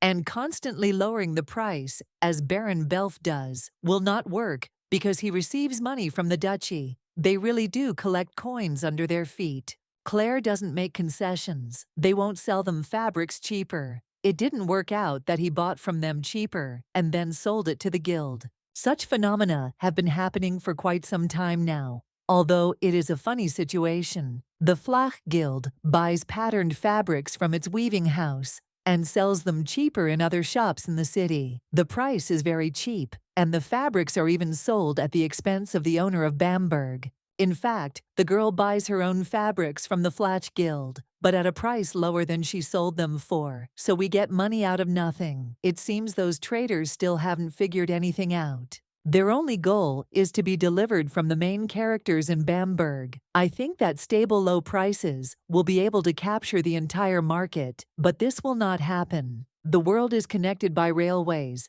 and they don't even promote their values. But Claire still has retailers like Hans to think about. It's not even about competition. The question then is there a chance that a man will help them? The main character doesn't understand what's going on. What does he have to do with it? Roger explained that Erich had nothing to do with this matter, and yet, Hans's question may seem rather rude, but the Duke won't intervene if the mother of his child asks for help? The main character is stunned. What a horror! Roger tries to laugh it off and somehow quickly correct the situation. He takes the man by the shoulder because he has important information that he completely forgot about. The door slams shut, and finally silence falls into the room. The main character puts her hand to her head. How many more problems does the Duke bring her? The newspapers have already written many articles. Who is the real father of the boy with thick hair? An illegitimate son. Is the academy really a place of love?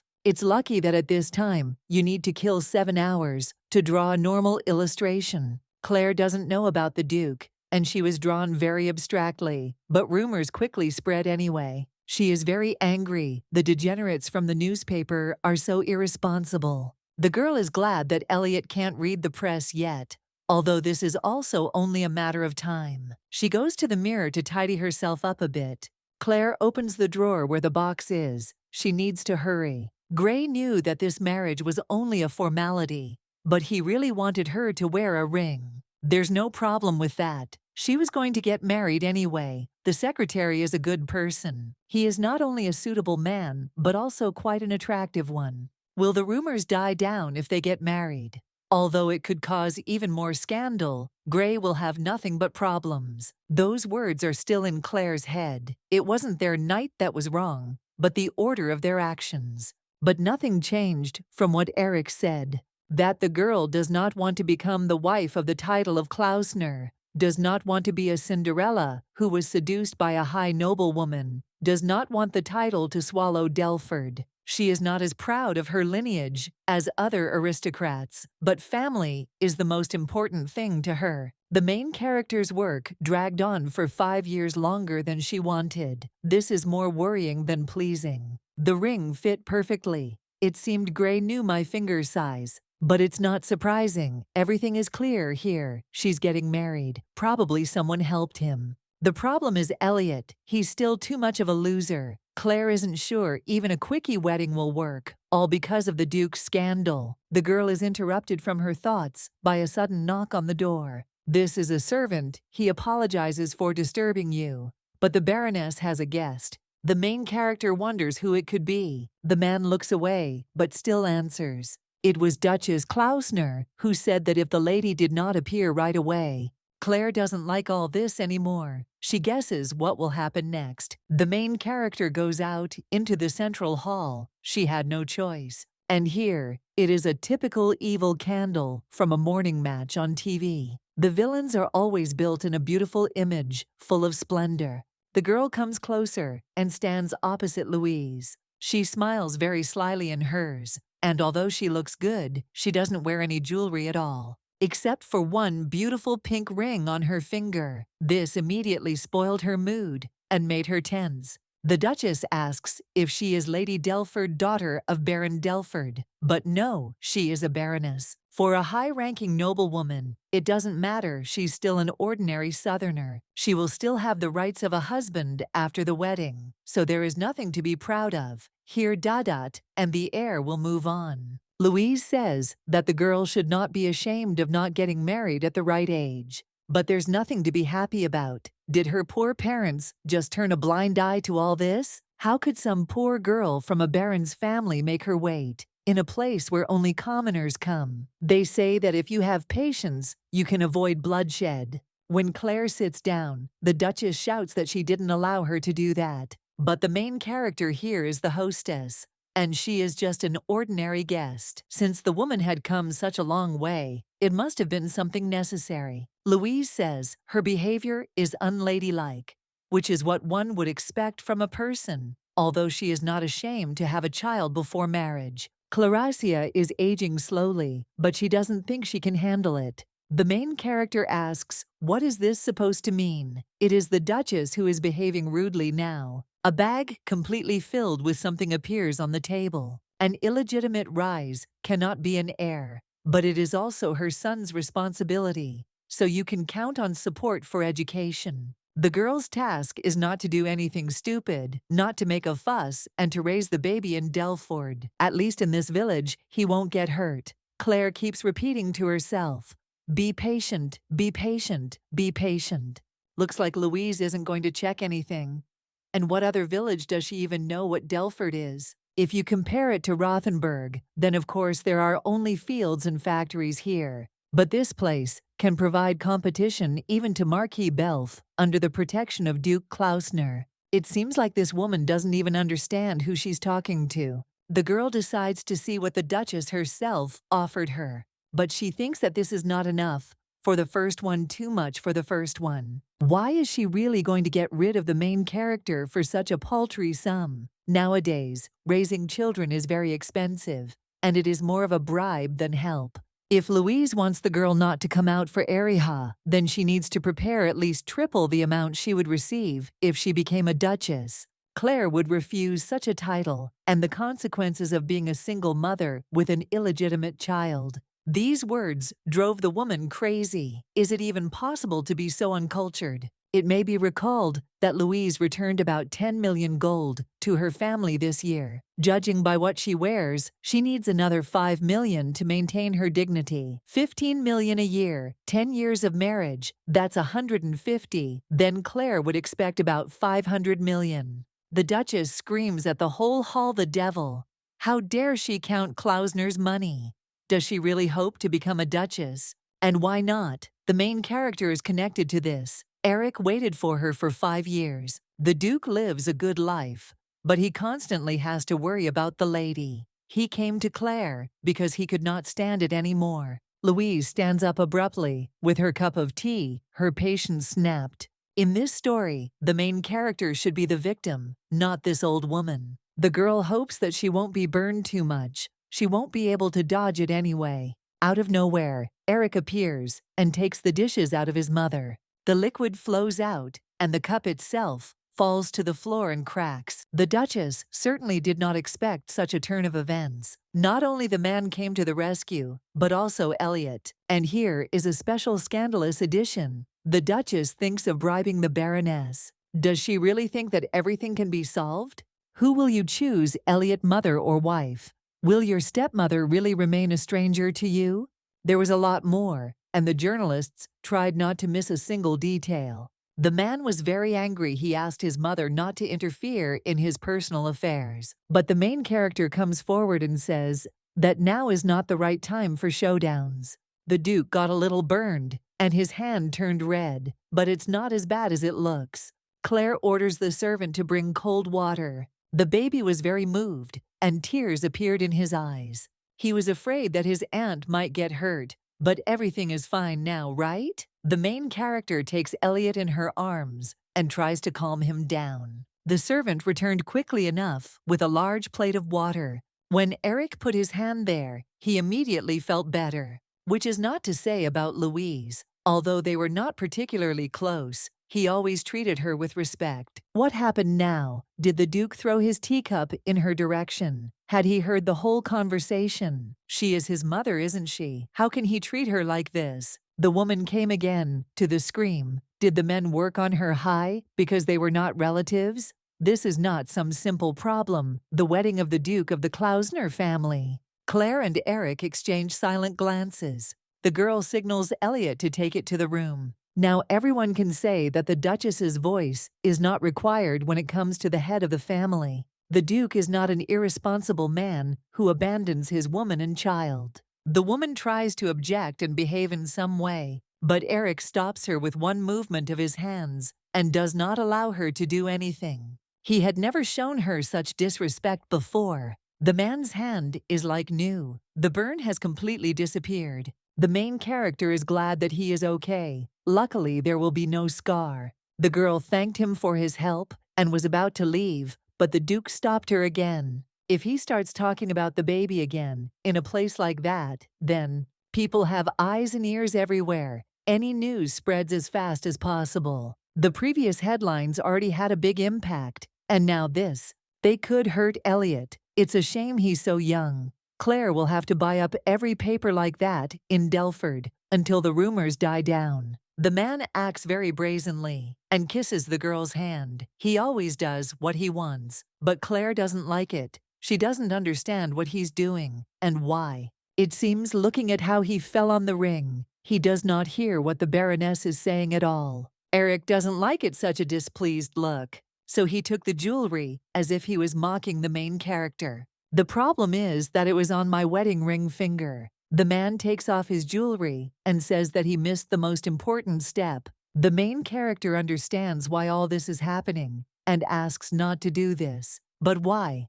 She told her mother herself that she was not against it. The Duke does not reveal the ring, so this is all the place can offer. The girl may win, but he still has to do everything right. Eric places the beautiful family heirloom on her finger. He asks if Claire will marry him. The main character remains silent. She hoped until the very end that he had not done such a stupid thing. The crowd in the area is enchanted and surprised. They all start congratulating the Baroness in unison. What does she answer? Will she agree in front of all the people? The manager comes closer. Even he is happy for his mistress. The girl grabs her head. She's going to go crazy. The Duke says that if she wants to get married, it would be better to spread rumors that he is the one who is after her. He did something very stupid 5 years ago, but it was deliberate. The man is not joking.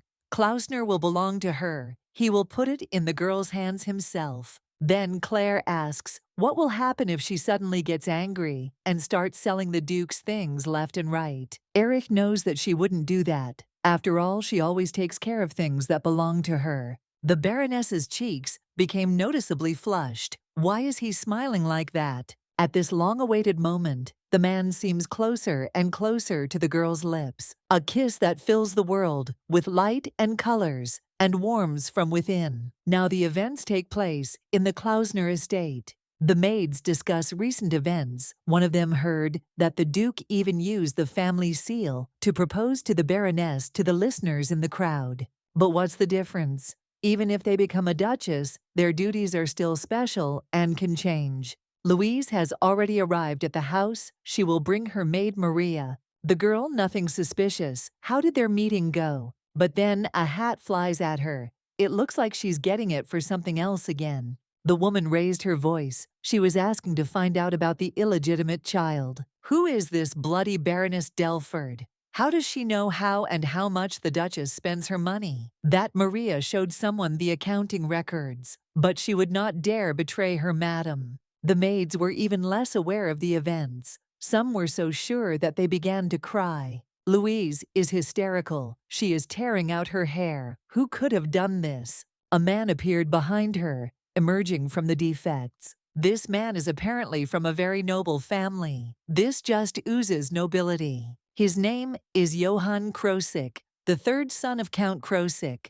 Count Krosigk is a relative of Duke Ernst, the head of one of the most powerful families in the empire. Louise was friends with this handsome and young man. For her, he was the best noble and kind consultant. The loverless. He never concluded the title line. There were many unfounded rumors in the newspapers, so the man went to see her. It seems that the latest news has made the Duchess worried and angry. Johann thinks that the students of the academy were not very surprised. He had already heard a lot of things. It concerned the great Professor Klausner. Baroness Delford must not be allowed to be particularly popular. But the man often saw the two communicating with each other. If the Duke raised his voice with anyone, it was with her. She was not afraid to argue with him on equal terms. That's why the Count's third son remembered her name. But there was nothing else to worry about. Everything about Claire was surprisingly normal. Normal grades, normal reputation. They said that she can be egocentric when she's close.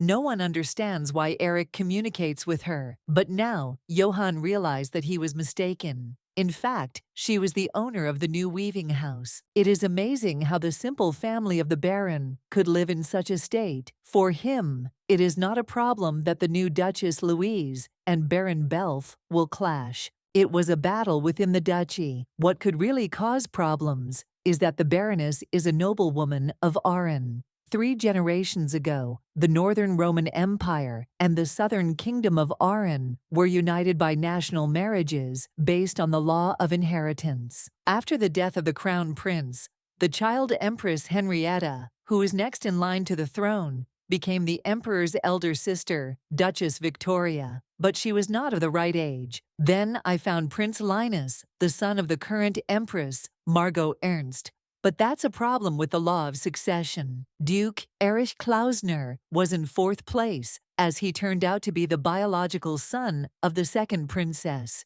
If the Duke marries Baroness Delford, their position in the line of succession will rise very high. There will be a lot of debate about what is important to respect, the priority of heirs or the law. Her Majesty will certainly understand everything and is very concerned about it. Louise did not even guess that Johanna Krosigk's lady was the Empress. Eric is met by the butler. Everything was prepared as he requested. Although the Baroness is their most honored guest, the hotel does not belong to her, so she cannot forbid it. Over the last 5 years, only those who can keep their mouths shut have been accepted here, and there is always more than one person watching the children. While walking down the hallway, a male character praises the manager for a job well done. In the room where we meet a happy Elliot, he and his friends are playing knights. Vidya in this painting, the Duke is smiling and sighing with relief. The baby turns around and notices his uncle. He drops all his things and heads towards him. Elliot kisses the man on the cheek and thanks him for such a gift. Taking care of a child is very difficult. Eric used to be considered not a cute child, but now everything has changed. He wonders if he will love the baby he and Claire will have. Is he hugging a man with such a smile because of his innocence, the difference in upbringing, or because of Rommel? Claire said that this set was something he wanted to give to all the children, so the Duke bought it and donated it to the hotel, in order to make a gaming area for everyone, at least legally. He asked for a similar set to be made and sent to Delford, but it hasn't arrived yet, so everything is fine. His aunt already knows about everything, but she didn't get angry, she just snorted. The kid will try to copy her behavior. Then the boy decides to ask if Uncle loves Claire, and if he's even going to marry her.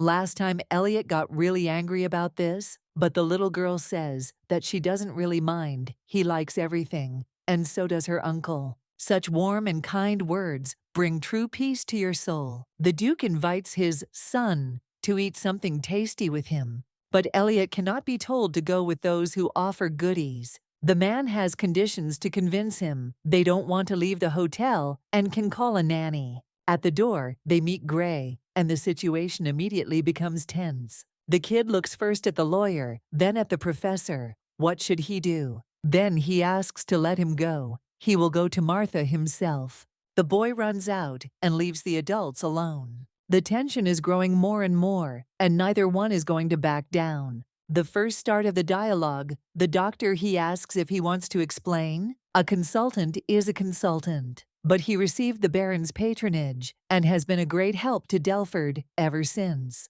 Although Glay often sees Claire as a worker, he is ordinary, but are her eyes the same? The lawyer has something to say. Eric acted like a real scoundrel. He deliberately sowed rumors to make it hard for the girl. How long have his clients been calling him by his first name? But this is a delicate matter, only between Gray and Claire. Unlike the problems the hero creates, Eric says that this is also their personal business with her. But if this is so, then why did they go to the publishing houses? Yesterday, I visited 6 publishing houses to make sure the lawyers were convinced. They asked me not to mention Elliot, and also not to criticize the Baroness. The man replies that he didn't ask for anything specific to be written. He just wanted to know that the fall wouldn't hurt. Since he even went to such lengths, he could have simply silenced them. Gray is going to become Eliada's guardian. He knows that his rival is a high nobleman, but anyone who forces a girl to marry by attacking her weakness cannot be called a gentleman. The Duke seems to play the part of a well-mannered man quite normally.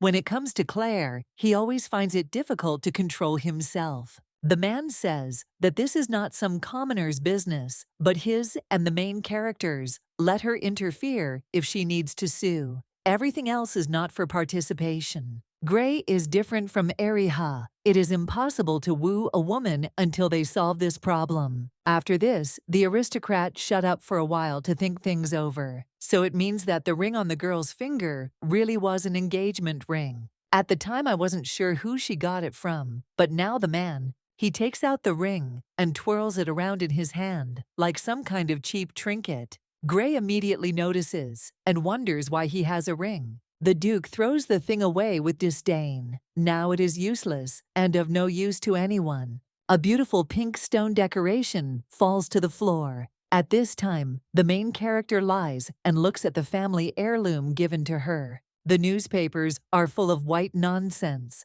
Why didn't she agree? A modern Cinderella. They continue to talk about it, and she even chooses not to be alone. Now everyone is sure that the girl will not tell him. Well, yes, how can you not agree to the proposal of Duke Klausner himself? He is not old, he has not married before. Claire didn't want this wedding, but coronavirus doesn't explain it. She's confused. Is there any way out of this situation? Roger's regulation asks, so why not just sue them all? Sherwood could sue them for the government money. But if the Baroness starts to react, they will cling even tighter. It is a battle that cannot be won. A couple of newspapers may close, but rumors only spread. The scandal will provoke itself, and people will interpret it. Her father had told her more than once that Claire could have a lot of problems because of his hot temper. Now his words are hard to deny. She is not one of those who is easily calmed down. 11 years ago, during their first meeting, if the girl had simply silently admired Klausner's handsome face, all these problems would not have arisen. And who is she to blame for this? She is to blame herself. But then she did not think about the consequences. The main character's face became very angry. No, this won't do. The problem is with the person who makes the proposal to the family's seal, not with the seal. The merchant asks if Claire will accept the Duke's offer. But should she? Men only have money on their minds. If he were in her place, he would definitely. To sum it up, she can't win and do what she wants. The girl doesn't care about the rumors about her true or false. One can judge for days. Baroness Delford won't be affected by it. This marriage scandal will be forgotten sooner or later. But the boy who looks like 2 peas in a pod with the Duke has not disappeared anywhere. Will they feel safe if they hide in some rural area? The answer to this question is obvious. Hardly. You can fence off a child with a solid wall, but you can no longer hide his existence. The danger will grow. Yes, poor aristocrats can earn a little money, but now power gives not so much money as pedigree. And if they link their fate with Klausner, then the truly strong people will not take their eyes off her and Delford. Including those who killed Elliot's father. They would probably be tough and dangerous. The Duke didn't know it, but he had created serious problems with one blow. Roger asks if he should give the lady a massage, but that's beyond the bounds of simple flattery, so she declines. He would very much like to become the Baroness's lover. There is still a twist with Sherwood, but he cannot defeat the Duke. Then Claire asks questions Does he want to be with men? Maybe it's him. Why not start fighting with your mind then? Why would he try if he had no chance of winning? He's not a pervert who enjoys even being hurt. The main character suggests to stop talking about nonsense and ask about the order. But then something happens. Screams are heard from the corridor. A maid runs into the room out of breath. The characters ask what happened. The maid replies that Duke Klausner and Sir Sherwood are fighting. The girl and the man leave for the place of separation at the same second. Little Elliot is crying all over, tears streaming down his cheeks. Here you can see the full picture. The Duke is found not guilty, and the lawyer is clutching his head. There is a broken vase lying on the floor, a lot of shards. The boy kept calling his aunt, and finally she came. He immediately rushes to her. Eric just extended his hand. The main character takes the baby in her arms and angrily takes care of their father. The servants couldn't stop these fools and calm down on their own. It seemed they weren't going to. Claire asks very rudely, "What does this mean? Are they crazy to do such a thing?" The Duke wants her to throw this guy out of the house, but the girl now wants to nail the wallpaper. Roger scoffs, "Is this how cultured people behave? Scaring little children? In that case, it would be better to throw down the gauntlet." The main character's nerves are already at the limit. She shows everyone to shut up. She asks Marta to prepare the spare room. Something needs to be done with their clothes. Well, unless Eric is going to insult her honor even more. The man says he needs a shirt, a vest, and a tie. The pants will do just fine. The Duke also asks for Clairlove. He will return soon. I have much to talk about. At this time, Gray squats down and picks up the shining decoration. The girl says that he should go with her, but the guy doesn't really want that. He's fine. But she doesn't. That's why the main character orders them to shut up after her too. The man's gaze changed. Somehow did it become sadder? But despite this, Gray still continues to squeeze the ring in his hand. All the servants are very worried. How could such a thing be said? He also needs to change clothes. The Baroness asks to prepare everything as quickly as possible. For a while, the main character suggests putting on one of the robes. Then Mary approaches the lawyer, but he needs to be quiet. Elliot has just fallen asleep. The maid gives him his clothes and asks him to take off his jacket so she can straighten the buttons. Claire tenderly congratulates her nephew on the head. He is very tired today. After some time, she returns to finish all the work. The girl approaches the man he was washing away the stains that were on his face. Gray wanted to say something at first, but in the end, he couldn't. Claire thought he was being shy, but it was okay. He wasn't naked. Then the lawyer turns around with a smile and asks how Elliot is. The Baroness replies that he has already fallen asleep. It is too early for him to see fights. The man bows his head and apologizes for his misdeed. The main character suddenly reaches out and grabs Gray's face. He has a cut on his face. Hitting a man with glasses is like trying to kill him. The man asks not to exaggerate so much. He considers himself not so bad. The main character turns around and says that it's not even about the laws. Erich boxed and negotiated with little children. This is a long-standing tradition of the Rommel nobles. But Gray couldn't just run away at that moment. Then the girl asks why they didn't hit him back. It would be great to adjust his upturned nose to the ceiling. Although the Baroness was joking, she was actually very sad. At that moment, the man thought it would be stupid. But if she said no, the old bachelor had lost his chance to marry right before his eyes. Even the Duke could at least sympathize with Gray's situation. He understands that even though the girl hasn't told him anything yet, he's already decided everything. Claire is a reasonable person, and the man risks saying that he understands her completely. Although he is not the strongest in this world, he always tried to understand and accept the girl with his heart and mind. Before Gray tried for the Baron, now for her, maybe if everything hadn't been restored exactly like this. And he did not dare with his feelings and fears to overcome them so that the ring would lie in the box forever. The rumors are no longer at the stage where they can be denied. Whether the Baroness marries him or not, they continue to write such nonsense. Because of this, Elliot could get hurt badly. then Claire would better take matters into her own hands and make the right choice. The main character usually laughed and said that nothing could be done, but not now. She's not so brazen as to ask for the offer to kill a man. Once he agreed on the contracts and gave her the ring, they became partners. Gray seems to read her thoughts and asks her not to worry about that piece of paper. It was not signed by both beauties. Claire's caution played into her hands. The main character had no choice but to apologize. The man replies that there is no need to ask for forgiveness. He agreed himself. At that moment, it was the best decision. The marriage was always needed, first and foremost, to protect Eliza. Gray will always be faithful to the girl. He asks not to forget that he is a part of Delford.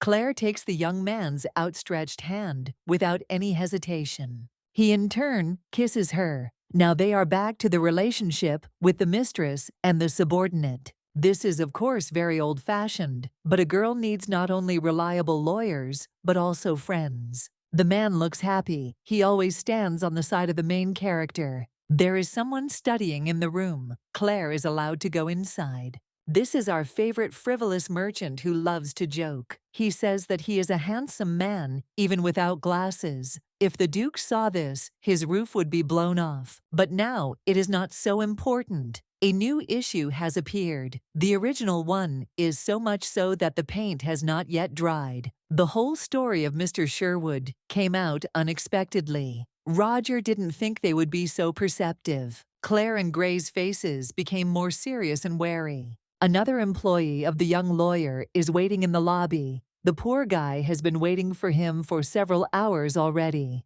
The man sighs and asks for forgiveness. He needs to take his leave. Before leaving, he added that the girl would write tomorrow. The main character agrees, but at the same time looks very confused. The doors close, and Claire is left alone with her co-worker. She sits down on the soft sofa and asks herself, why is everything so complicated? Roger wonders how the young gentleman thinks of himself. The girl replies that he doubted and cried a lot. Everything else is normal. Is that all he wanted to say? He was really just curious about the current situation. He didn't want to hear Claire's story through the newspaper. What does he really want to write about it and become the most popular?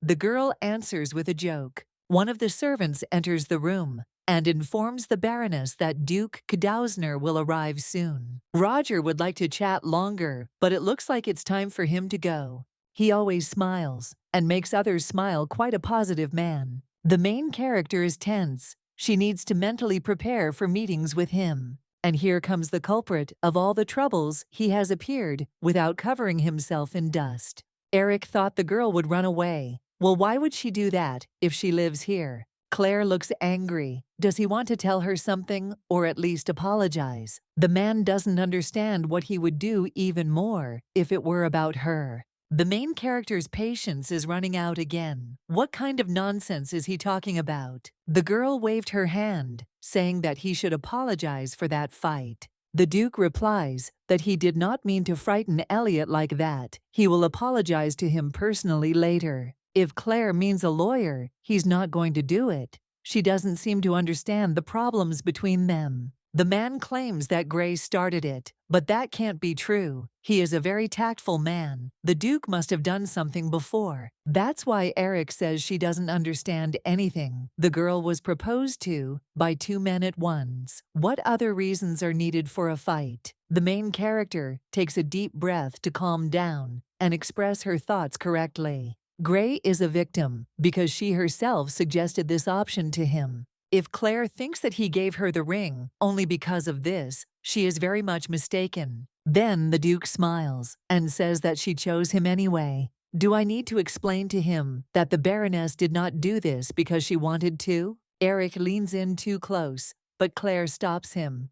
If he kisses her, she will kill him with her own hands. The main character says that this conversation is not over. The man sent the man to Delford. He should have returned by now. The Duke has received information. Will he continue to pretend that he knows nothing? Eric doesn't think that his sister's pregnancy is a clear sign that she can't have a child, but he'd better keep quiet. It's all written on his face. It's a good thing. He's so good at coming up with excuses for the newspaper. The girl can't wait to see what else the Duke comes up with. Naturally, she would have covered up her child, which is why he was upset. The main character is not one to continue to deny if she is caught in a lie. Eric knows this well, but she wouldn't just run away like that.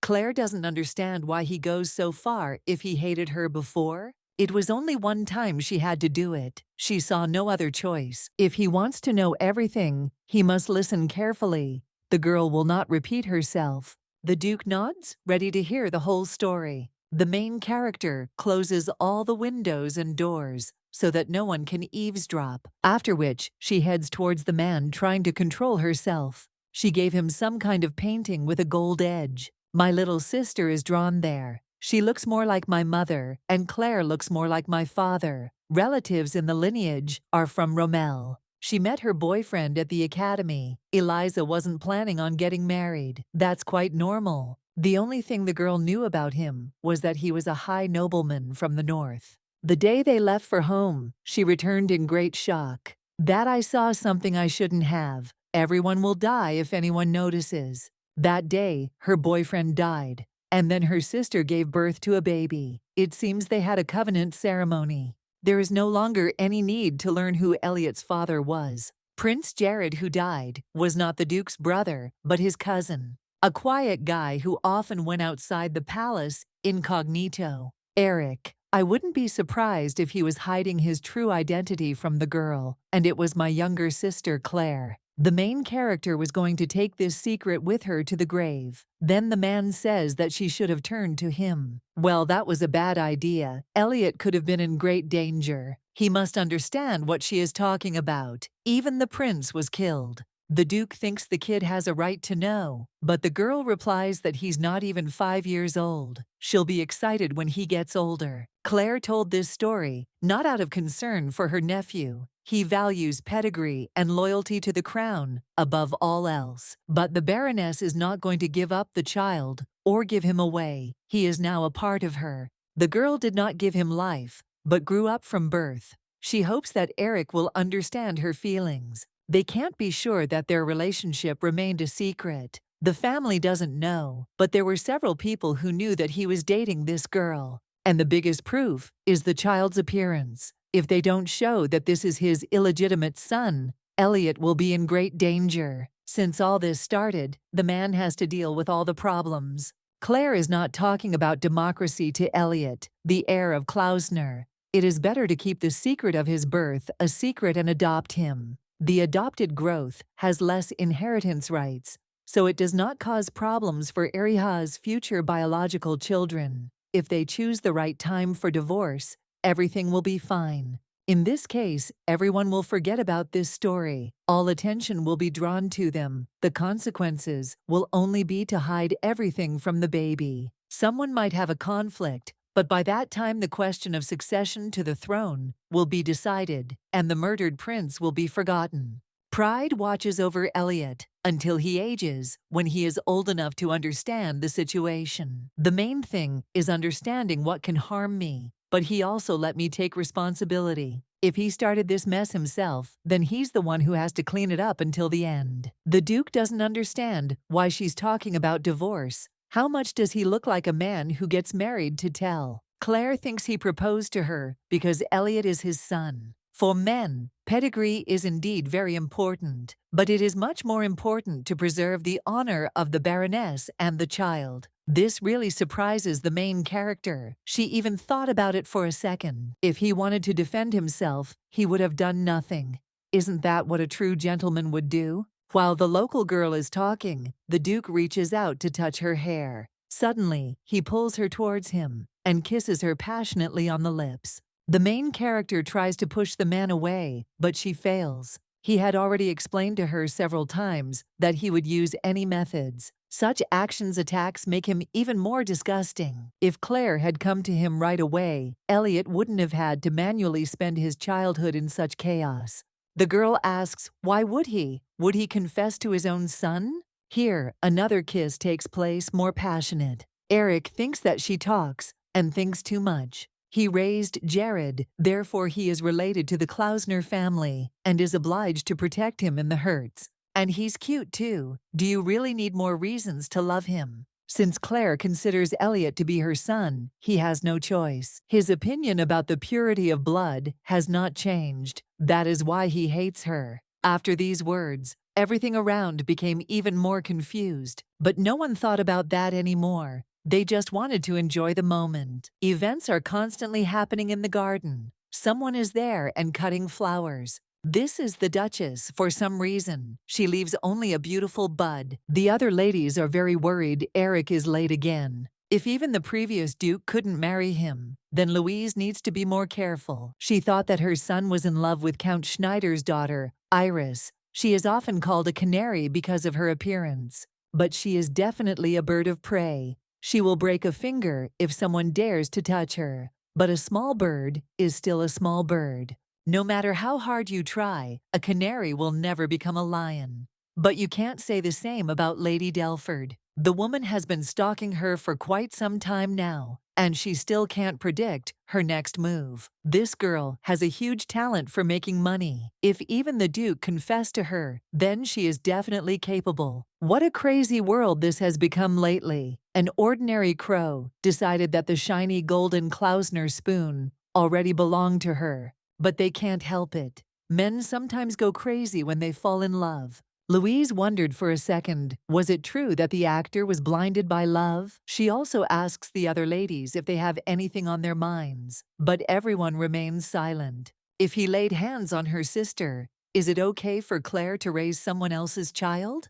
Madame realized that she had spoken without thinking. She had nothing to add. Then the woman asks, have they still not found out whose it is? Definitely not the Baroness's? The lady replies that neither the servants nor the relatives confirmed this. The only thing that is clear is that her sister was pregnant, and that is a fact. It seems like something crazy happened then that everyone is keeping quiet about. The Duchess asks if she is sure. There's little evidence, but many of the maids in the name saw traces of war on her, that's for sure. The woman doesn't care what happened to the Baroness's sister, but she doesn't believe that Eric would do something like that. There are some inconsistencies here. Something is wrong. The situation in this version is difficult. He's not the Duke's son. He looks incredibly similar. First of all, why does he need this marriage? Madame replies, perhaps because the Baron is dead. Marrying a simple young girl and the head of a family are two different things.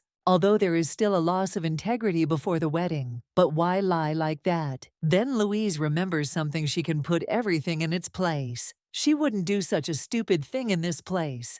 Marry a commoner without pedigree and power. After all, then, the heir will be no better stained with blood. Many of the Baroness's relatives have set their sights on the weaving house. If the nephew becomes the heir, he will cut off most of it. If that's the case, he could be the Duke's son. The mother is a baroness. Someone from the collateral family impregnated the younger sister of the woman the Duke proposed to. This is much more plausible than writing off their greatest significance as a coincidence. So the younger sister was simply thrown out. This is the fate of most children born out of wedlock, especially if it was the result of war. It's not that important. Now what's important is that this is the rise of Erich Klausner. Elliot carries the blood of Irina, albeit dirty, another candidate for the throne. While it is still too early to do anything, Louise is only going to observe. New competitor, but the position in the list will be low. The problem will start if Eric promotes him. It's impossible.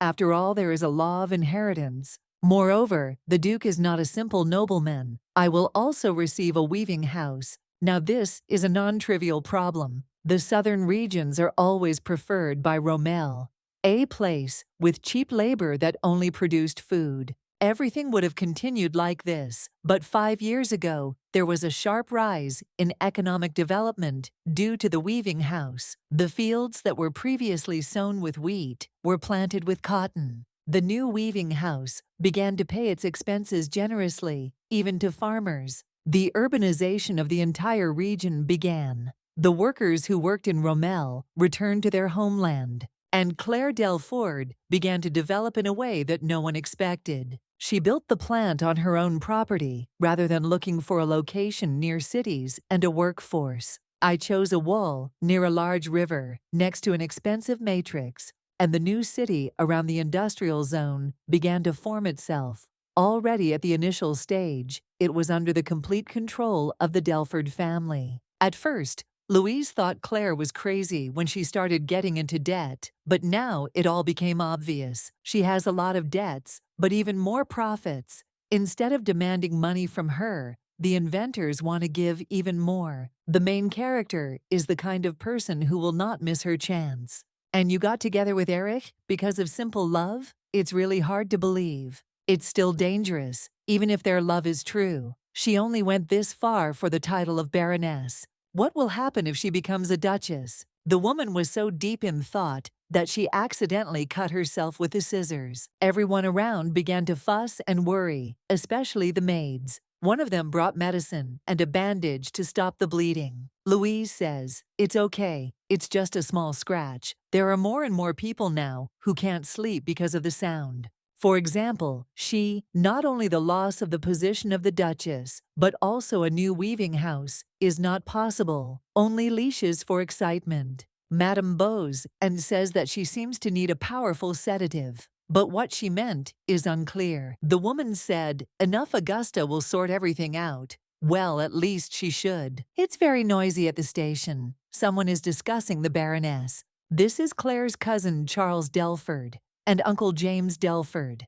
They can't understand how anyone could marry a commoner. It's mind-boggling. They don't seem to be up to date with the latest developments. This time the man was definitely going to teach her, even if he had to hit her. In a family without supervision, the closest male blood relative became the heir. He was supposed to become the Baron. But he passed on his daughters, saying that Claire had enough skills to protect the family. Uncle knows this very well, and he knows that brother did everything to make his little daughter an heir. That's why he didn't want to force her to give up this place. But she had to marry Charles. Only he could help the family become stronger. Then the birth will become a full-fledged heir. Now the girl uses half of the rights, so she cannot go against their will. It was his decision, as the head of the family, as Delford, as the eldest Grey, no matter what kind of lawyer he became, would have the past of a commoner, and she dared to go to the capital alone to marry him. How can you make Elliot an heir when it's not even clear who his father is? This is unacceptable. Here James notices something strange and suspicious ahead. A second later, their family is surrounded by a crowd of guards, with nowhere to run. They don't understand what's going on. They haven't done anything wrong. Uncle's hands begin to shake, and he may be scared. At first the man tries to get out, but he is easily stopped. After hearing that his lordship was expecting them, the uncle and cousin calmed down. The two were put into a carriage, and after some time, they were already at the Duke's estate. Traditionally, the class didn't care what he wanted. He was a nobleman of Arena, but when they arrived, whoever was waiting for them outside the door immediately switched over. There was shock on their faces. What had they gotten themselves into just when they arrived? Eric was amused by their reaction. He even grinned, but was still wary. Claire tells him that even though the distance between Delford and the capital is large, but she still won't be able to shut up her relatives. She's not the eldest son. After the death of the head, conflicts occur constantly, even between the younger brothers, and she is a woman, so it is obvious. The main character asked to look into this, and be careful if you are going to mention the family tree. Eric extends his hand and apologizes. The invitation was a bit unexpected, but he is very happy to meet. Uncle shakes his hand in return. It is a great honor for them. You can see how worried they are. The Duke invites them to sit down. For a while they just sit in silence. James doesn't understand what happened 5 years ago. He was on good terms with Elliot during that time, right? The first conversation begins with Eric. There are 2 months left until the holiday. Uncle didn't quite understand what was being discussed. What else was there for the celebration? Duke of Hearts, that there will be a wedding ceremony, his and Claire's. It seems like these two are not yet aware of all the recent events. James is even more confused. A wedding? He thought they were going to talk about Elliot. Well, if that's the case, then Eric lit everything up for them personally. He proposed to the girl a few days ago. A son will be added to their family tree. Charles jumps up, is his lordship Elliot's biological father. The Duke looks very serious and does not like such rude behavior. The uncle asks his son for forgiveness. This is a bit unexpected for them, so they are a little shocked. Eric is going to officially accept the baby. There are no problems with that, right? Problems? How can an illegitimate son of a barony become heir to a duchy? Such nobles should marry their status and raise an heir, if he can have children. James then decides that it looks like the Duke can no longer have a child. So he makes the illegitimate son his heir and ignores who his mother is. Eric says that he and Claire discussed for a long time what would be best for the child, and he decided to tell everyone that it was she who gave birth to him. Uncle says he understands. It will be simpler procedurally so that there will be no questions about succession. James is even partly happy Baroness Delford is leaving the Klausner family. He would never have thought that his nephew would become the heir to the titles. The man thanks for understanding. They plan to have a normal wedding for the closest people. For now, that's all he can say. If they even learn some details about the preparations, they can ask at the palace. Events are constantly taking place at the Innenhof Hotel, where quite a lot of people have gathered. And also, the main character. A simple ceremony does not mean that there will be little noise, so you need to keep your eyes open. But she's not going to hide anyway. She just wants to build something like a family bank. To dispel most of the rumors, they will have a wedding in such a way that everyone will think that they are actually in love. At that time, the young man still didn't understand what this was all about. For him, it's not a problem. You can just shut everyone up, as according to him, everything is easy. Eric says that the Baroness can buy anything she wants. Newspapers, even editorial offices. No wonder such thoughts come to a rich man on their own. Claire was thinking about how to store the newspapers, and he suggests buying them. It's so stupid. She still has a long way to go to become a real noblewoman. The Duke suggests sharing only experimental details, and then they will gradually forget about everything. Maybe it will work with ordinary people, but not with high society. The young man cannot predict the girl's actions. What is she planning? It turns out that the main character wants to do the opposite and leak all her information. That is, she will force the newspapers to spread rumors. The Baroness doesn't like it very much, but she'll have to endure it, so that they'll switch their attention from Eliza to her. They intercept all information channels in advance. After all, journalists understand the meaning of news like no one else. You can still dig under Eliza and even find out something. But if they control the flow of information, they can prevent it from spreading. Newspapers are the first place where rumors start, because people pay handsomely for any news that can cause a stir. Eric confirmed that it was a good idea. There would be plenty of people who would jump at any news item. A man needs to get involved with real spies for control and high society. And what's also very important is to convince everyone that this marriage has nothing to do with Elliot. Those who know that his mother is Eliza, those who think that he is not his son. Claire doesn't think that with all the nonsense and rumors in the paper, they will be able to uncover all the truth. But if the same thing is repeated over and over again, even a lie, it will become fixed in others, and all this will become true. The eyes that are now directed at the girl can turn to Eliza at any moment. The main character is getting old and looks happy.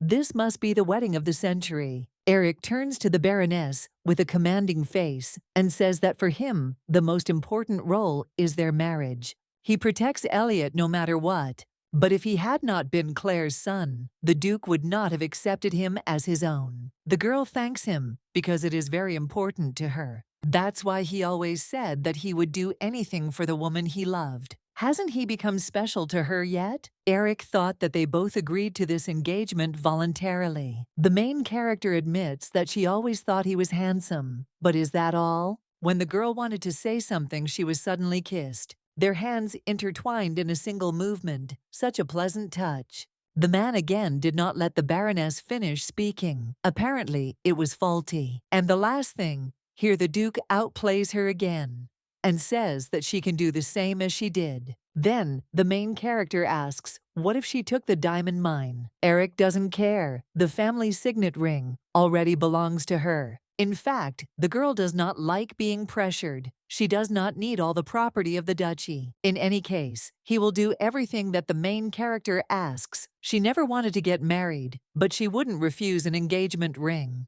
Claire wants a piece of jewelry that has a 2-carat clear light-colored diamond. Eric says, it's simple enough, but only by Klausner's standards. If it is big, it will become heavier, and then the girl will not be able to wear it all the time. When the Baroness looked at the man's hand, she noticed a mark on his finger. He had won the title 7 years ago, and it seemed it had never been taken off. Claire offered no condolences when the previous Duke died. Even if she were in the capital, and not in Delford, usually a Baroness does not enter the Duchy of Klausner just like that. When Claire was lost in thought, the man immediately asked what happened, but did not receive a detailed answer. The main character wrote him a letter, if only she replied, to at least console him. But it is not clear that he received it. The answer was written in the palace. This clearly indicates the difference in their statuses. If Eric hadn't destroyed that wall first, nothing would have happened. The Baroness asks the Duke to wear what he is wearing now. No need to make new ones, and her outfits are made similar. In the newspapers, they write about wedding rings of the century and add that you want to start a diamond mining business. You can't miss the chance if you have the opportunity. The whole world will find out about this engagement, and Claire will earn more money. The man smiles. He likes the girl's resourcefulness. He agrees with everything. That's how today's meeting happened. She chose a beautiful dress for herself. 5 editors-in-chief gathered in the lobby of the Innenhof Hotel, and the Baroness had already managed to buy all the newspapers. We are shown events that were shown 3 days ago. Some man will be ordered to give up his entire share. He is very unhappy. The lawyer says that His Majesty wishes to obtain the rights to his newspaper publishing and printing house, with the preservation of jobs for the current employees. Even being a duke, is it possible to suddenly ask to hand over your publishing house? Such matters are not decided by anyone. A profession is a way to assume one's social status. The owner of a publishing house does not think that for a certain amount of money, one can start a new life. But after he was offered 3 gold millions for it, the man's opinion apologized. He is also the editor-in-chief by agreement. This place, as well as the salary, turned out to be his for the rest of his life. No problems arose. The Klausners do not observe precautions when handling each light condition. Despite the suddenness of the event, all those invited showed up. The main character didn't knock them down to scold them. They were making mountains out of molehills, deliberately choosing screaming headlines. They published offensive images, and now it is not she who will have to deal with the monstrous problems, but her lawyer. She, in turn, wants the articles to continue to come out, but not so often. All the guests were shocked by this statement. Was the Baroness crazy? With their pen, they defiled the girl's honor, and with it, they cleared it. After the end, Claire was finally able to take a sip of delicious tea. But then she noticed one of the guests who had not yet left. The main character asked what business this young man had come for. He looks like Casey Morit and apologizes for disobeying orders to leave. His family is in the book business, and he publishes a large magazine. A man who can help the Baroness in her new business, even if he is not as good at weaving as Roger Carson. Claire asks what business he is talking about. She thinks that a textile company has nothing to do with a bookstore. Casey is referring to their wedding. It's no secret that most aristocratic marriages are arranged, but how does that apply to them? The young man does not want to be misunderstood. He wanted to talk about her wedding dress, her destiny, and shoes, about the outfits for the buffet, the Duke's suit. He is also interested in everything related to bed linen rugs and bedspreads. There must be some benefit to him in this. However, patterned fabrics are already taking over the textile market. Does he really think a girl would actually use her own wedding ceremony as a billboard? As far as Casey knows, the Baroness didn't usually wear gemstones, and today, not only the outfit, but also earrings. Then he realizes something. As industry and living standards develop, the demand for luxury goods is invariably aging. In the textile industry, the production of patterned fabrics increased, but their price decreased, and the market expanded in line with demand. The man guesses that it is the same with diamonds. The ceremony provides an opportunity to attract consumers who are interested in precious stones but cannot afford them. The main character smiles. He is quite a smart and resourceful guy. He catches everything on the fly. The Klausners own two of the largest diamond mines in the empire. They also control the delivery, processing, and supply of jewelry. In this way, demand can be maintained. They create a huge market related to the weaving industry. Claire stands up and says that the direction is completely different, but the essence is wrong. That's right. They bring in new customers with goods they've never delivered before. The main character extends her hand. She is pleased to meet Casey. She is always very happy to meet new capable people. The man is already about to shake her hand in return. But then the Duchess bursts into the room screaming. The angry and disgusted face turns into a shocked one. She sees a picture of Casey kissing the Baroness's hand. She becomes even more furious and calls Claire a crazy girl. The woman pounces on the young man, asking how she meets all these men. At this point, Casey falls off, revealing a bit of his naked body. Then the main character takes matters into her own hands and asks him to step aside. My ignorance on the part of the Duchess, not warning about the visit, barging in without knocking, start screaming for no reason. All this is not visible in the behavior of a well-bred lady. Besides, isn't tearing a stranger's clothes a low, contemptible act? The girl laid out everything in facts. Will Louise have anything to say? Even if that were the case, how dare she leave Eriha and do something incomprehensible with another man? The woman sticks to her guns. What impudence! Claire was caught red-handed on a secret date after the engagement. The main character is acting stupid. Oh my God, what other secret date? Why did she try to deny the fact that she was alone with this young man? But they were only discussing business. Louise replies that she makes a good excuse. In any case, that's not why she came here. Who is a girl to lay her hands on diamond mines? Until now, she had been a poor merchant, but now having entered the Duke's family, she must be careful and learn to run a household. Yeah, Claire doesn't want to ask her about it. Why should she even have to justify herself? All newspaper publishing houses are under the control of the Baroness, so spreading rumors is impossible. And if Louise weren't Eric's stepmother, she would have kicked her out long ago. Is it for the money? The main character admits that she is still far from being an aristocrat. If the Duchess does not want to make Klausner's heir an illegitimate child, she should be more careful in her statements. Moreover, the Duke himself entrusted her with the affairs of the mines, so all claims must be made to him. Eric trusts the girl's business instincts very much. That's why she doesn't know if he even wants to listen to his mother. Louise is starting to get more and more irritated by this. Who did she call mother? Was Claire wrong? She thought that mother and son were inextricably linked, even if they had different surnames. Of course, the Baroness is talking about the Duchess's subordinate Krozik. After all, such a noble lady. As she never dies alone with a man who is not her wife, the girl fully approves of her mother's second marriage. Louise is shaking with anger. She wants to say something or object, but she can't. The main character asks to accompany a woman to the rest room. It seems she is not feeling well. The Duchess wanted to say something in response, but she was taken away in time. After this, the butler enters the room and bows. Claire orders no one else, without prior arrangement. They put her in such an awkward position last time. That's it. Finally, most of the headaches are gone. Events are constantly taking place in the duchy's estate. Eric selects precious stones. These are the best of those left. The rest was sold by the lady. These are also of good quality, but they are colorless and look a bit cheap.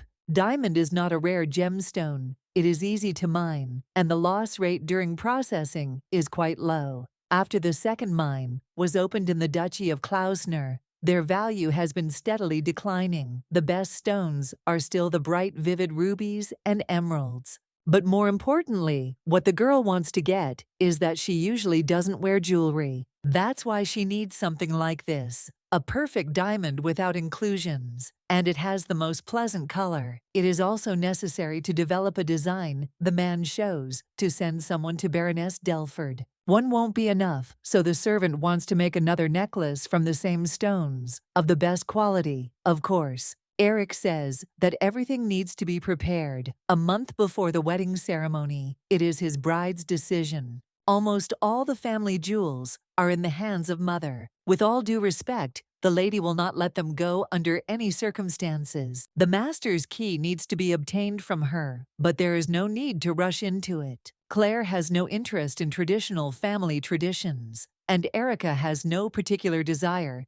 to become attached to these incomprehensible customs. Say he'll go into the diamond business. Well, go ahead, the man isn't going to stand in the way. As the girl says, this is the wedding of the century, and a marriage for love. Judging by the fact that they bought all the newspapers, she is in a serious mood. Maybe she will change her opinion about precious stones, but this is not desirable. The Duchy of Klausner needs no advertising, and it's annoying that Claire knows more and more people. The man thought his opinion changed. Before he wasn't unhappy that Claire wanted to live in the shadows. Nothing was done, but now he doesn't like that she finds out. In fact, it is the servant who returns it who addresses him. Erich confirmed that it was a good idea. They use both family jewels, and specially made ones. There is nothing wrong with that. After one leaves, the second one comes immediately. It's the butler. He reports that Louise Klausner has returned very tired after a long journey.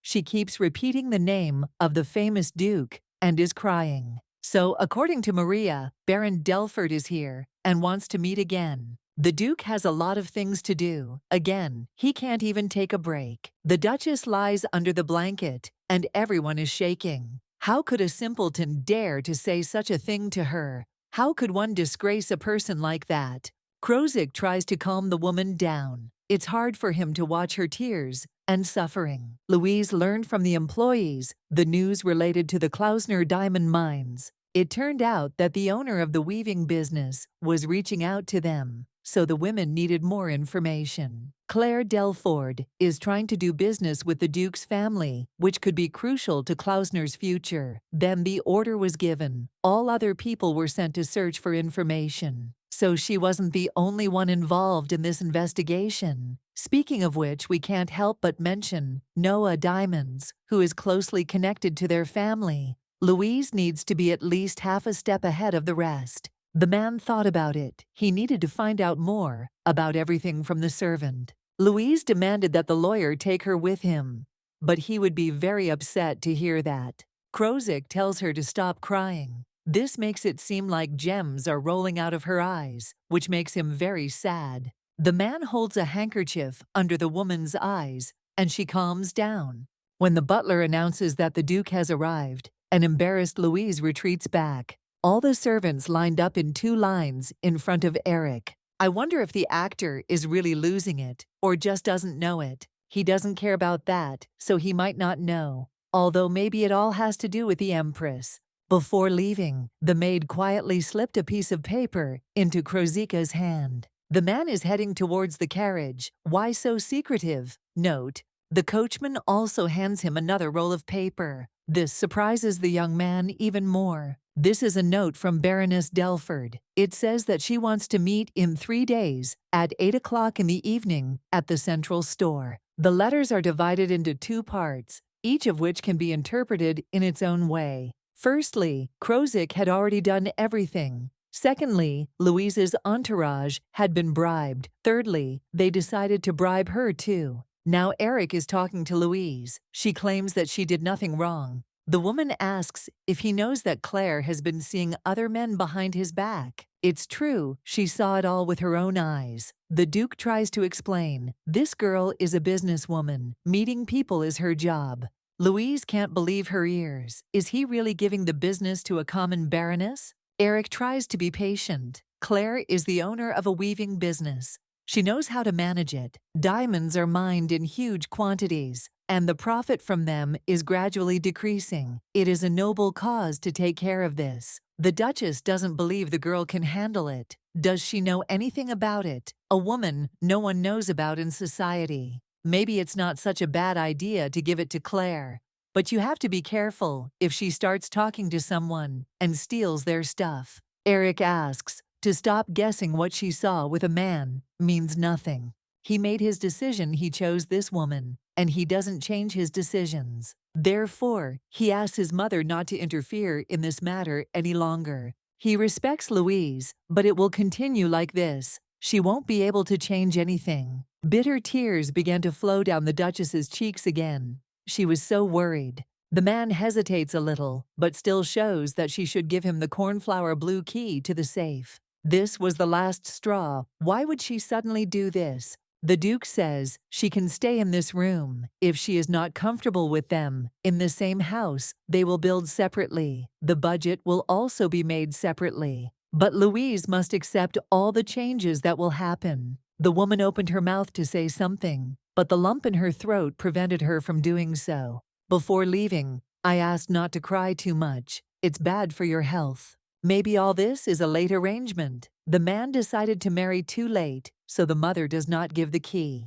Should I have taken it when my father died? But it was an inappropriate situation, and there were no plans for an engagement. Then it is strange that the place of the hostess is empty, having taken the key. Looking back, he feels like it was a big mistake to give the key to someone other than Claire. She refused to take the printout, but she will definitely accept this ring. A messenger came to the main character and gave her something interesting. These were flowers and a small box from the Duke. There was no note inside. Marta is very curious about what is there. It is so exciting. The girl pulls on the bow. It's too early for rings, and the package is too big. It turns out that this cornflower key shines like a jewel. Of course, he should have visited her after the wedding, but it seems that Louise was not so easy to part with. Claire is grateful that he did this ahead of time, preventing any clashes with the candle. She didn't know Eric was so thoughtful. The nanny suggests having a tea party in honor of this.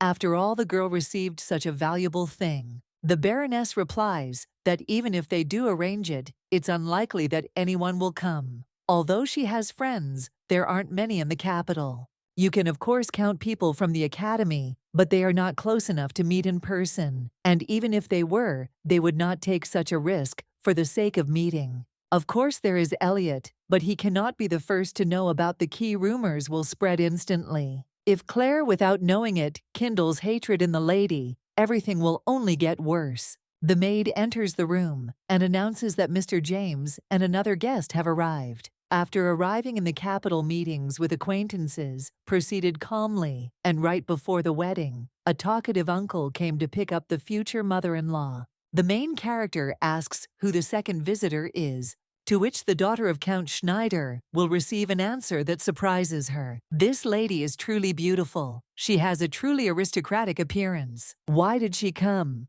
Although if you think about it, the reason is obvious. She's probably curious about Elliot. Now Claire's wedding and the birth of her baby are the most popular topics of conversation in social circles. She is a curious person who also loves to be the center of attention. So to get new gossip, she turned to James. The youngest daughter of Count Schneider is very popular. She is a rare beauty and is also a late child, raised with love and care. She is a noble woman and not a simple one. Her second name is Prima Donna in the opera theater. Previously, they said that she had tarnished the family's reputation, but now, with such a profession and her heavenly voice, she is not subject to criticism, and her father did not mind. After all, she didn't sing for the money. Her specialty is choral soprano, and all for the sake of occasionally getting invited to the stage. In her own way, she is a symbol of a new era. In any case, for the main character, this is a great chance.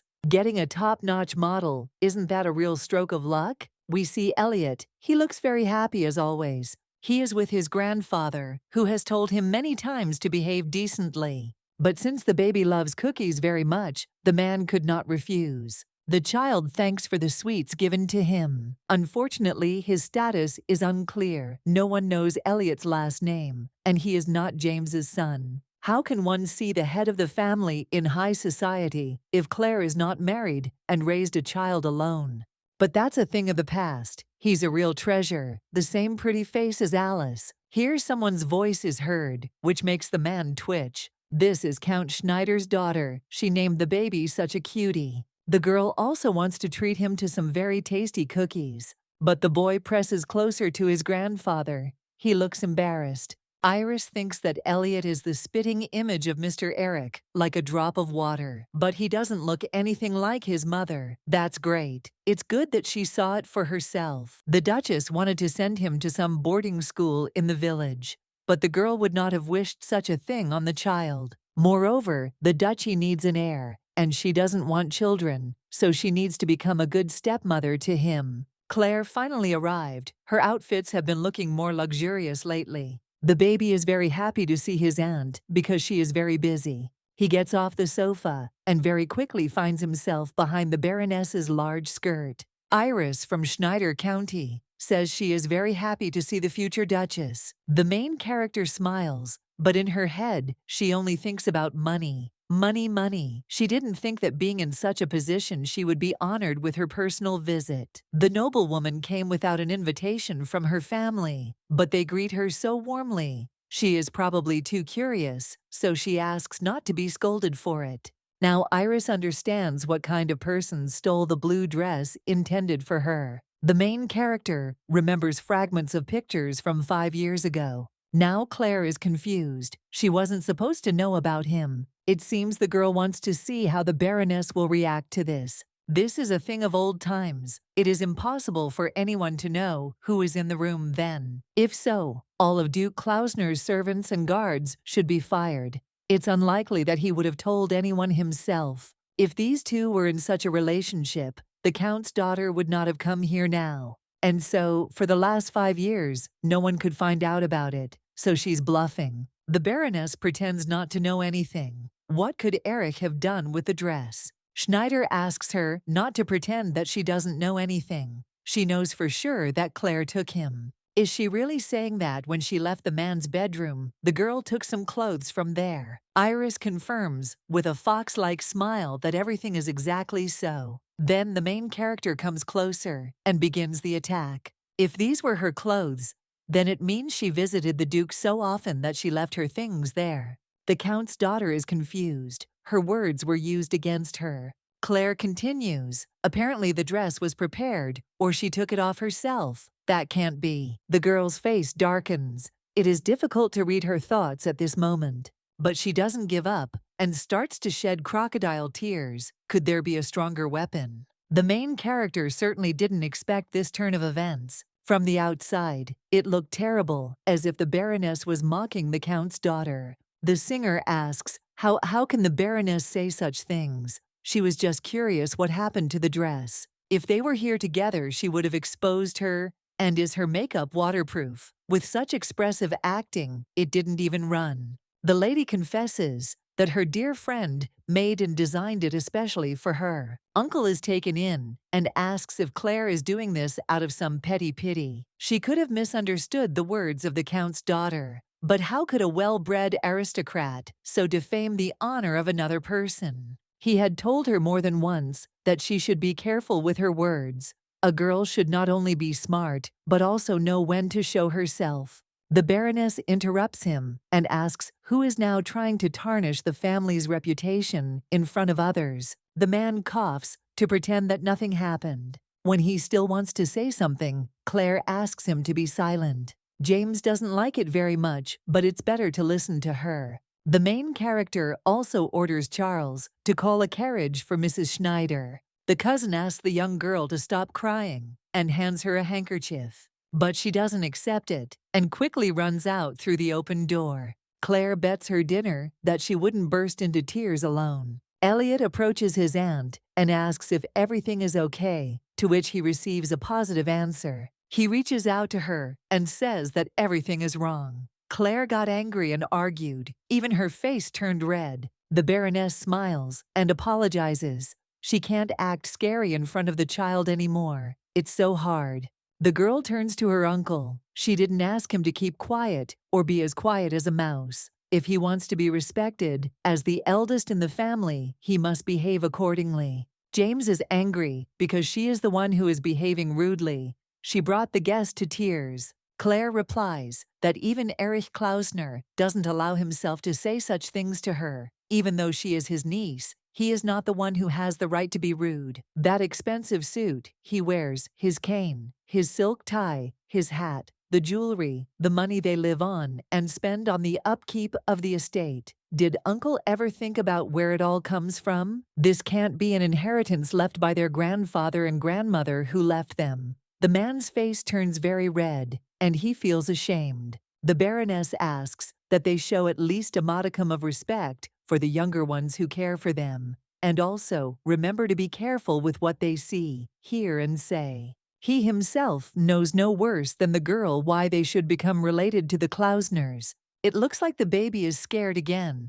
For some reason he feels sad. But the aunt had to become as prickly as a hedgehog so that it wouldn't hurt her and him. The main character hugs Elliot tightly and says that everything is fine. Judging by Iris's behavior, this won't spread any further. Claire doesn't care at all what she's going to do. Their marriage is only for Elliot's safety. Everything else is not that important. Even when leaving the Duke's bedroom, the Baroness thought that there was a girl there. Apparently, they had met since her clothes were there. But then how did he propose?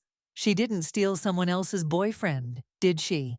Claire denies it. That can't be. Someone knocks on the door, which makes the main character even more angry. The name Gray immediately made her happy and more relaxed. The girl looks at her watch and says that time has flown by so quickly. The time has come to meet my mother-in-law's friend, another big shot. It was dark outside, but Noah Diamond still showed up seemingly alone. The price of precious stones depends on their rarity. If the Noah mines cease production, the price will increase significantly. 30 years ago, in anticipation of this, grandfather released diamonds onto the market. Moreover, due to the impossibility of maintaining the family's wealth by owning only land, the Krozik family decided to take a risk. But time passes. In the Duchy of Klausner, huge mines were developed one after another, and it was impossible to resist them. And Claire was offered to control the production volumes, but the required amount was too high. Therefore, ordinary gemstones have no value. Since diamonds were no longer considered valuable stones, a lot of them were left to gather dust in safes.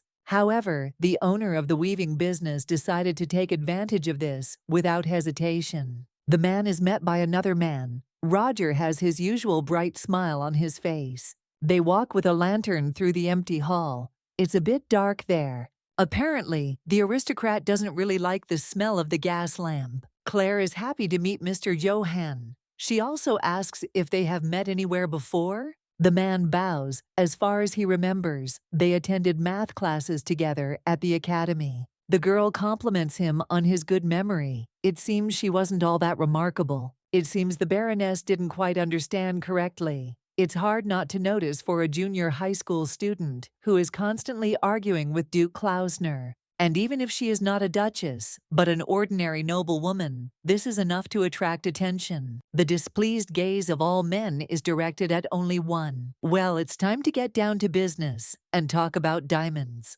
Gray hands over the contract. It says that all diamonds of 2 carats and under will be sold cheap to the weaving company. Even his father signed it. But if they keep throwing stones like that, all they can do is watch the price rise. As Johann knows, they are starting a diamond business, and they are planning to sharply increase the demand for jewelry. As demand increases, it will not only be the Klausners who will benefit, but also jewelers, especially those with large stockpiles of quality diamonds, like Krozik. Before becoming an aristocrat, the girl was a small trader, and she cannot afford to share profits with someone who has practically monopolized diamonds. If they enter into this contract, they will become equal partners, and if they terminate it, Claire will return the desired amount of products at the purchase price. The young man is very surprised when he reads the contents. Investment in the appraisal company, Maurice joint development of criteria for evaluating jewelry. The Baroness does this so that wealthy commoners can afford to buy one, so that the residents of the capital have at least one. But first, they will set standards for evaluation and price, so that even the most unscrupulous buyer can judge a reasonable price. In case of emergency return, a certain amount. Fortunately, a diamond is not one of those stones that can be easily damaged. This idea at first seems crazy and impossible to come up with. If you think about it, it's not just entertainment, patterned fabrics, toys. All of this is aimed at the middle-class market. The main character always tries to be good and treats her partners and managers well. If the weaving business was such a success, then Claire Delford was sure to succeed in other areas as well. Moreover, by attracting the power of the Klausners, she has no chance of failure. If he signs this paper, the girl will no longer be able to represent Her Majesty. That should be enough. In fact, the main character can buy everything herself. They attract the Krozik family, which in general does not bring benefits, but only because of their position.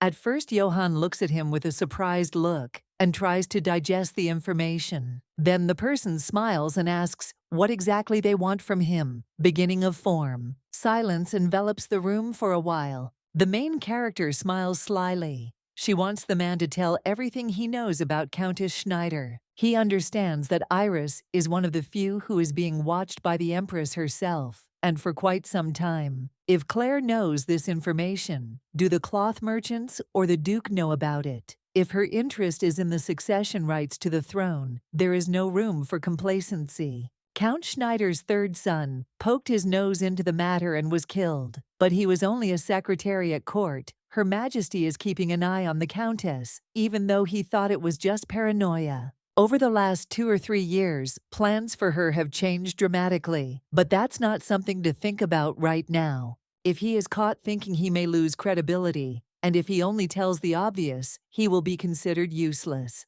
The man hesitates a little, but says that Count Schneider's wife has access to the palace of the Crown Prince. The main character is surprised. Is this the same legendary Lotus Palace? If she is not mistaken, this is the Empress's estate. Angry at Iris without realizing it, Claire asked the question expecting to get some information about her. But I had no idea that something like this would come up. Judging by the hint of the dress, there is definitely something there. The girl could not even imagine that the Countess and the Empress were somehow connected. Count Schneider's wife is Katya, his former lover, now his second wife. She was an opera singer, originally from the former aristocracy, but this is not known for sure. Then the question arises, why does the Empress hold secret meetings with her? They are not that close, unless a spy. Surely few people know about this. 17 years have already passed since the Countess's second marriage,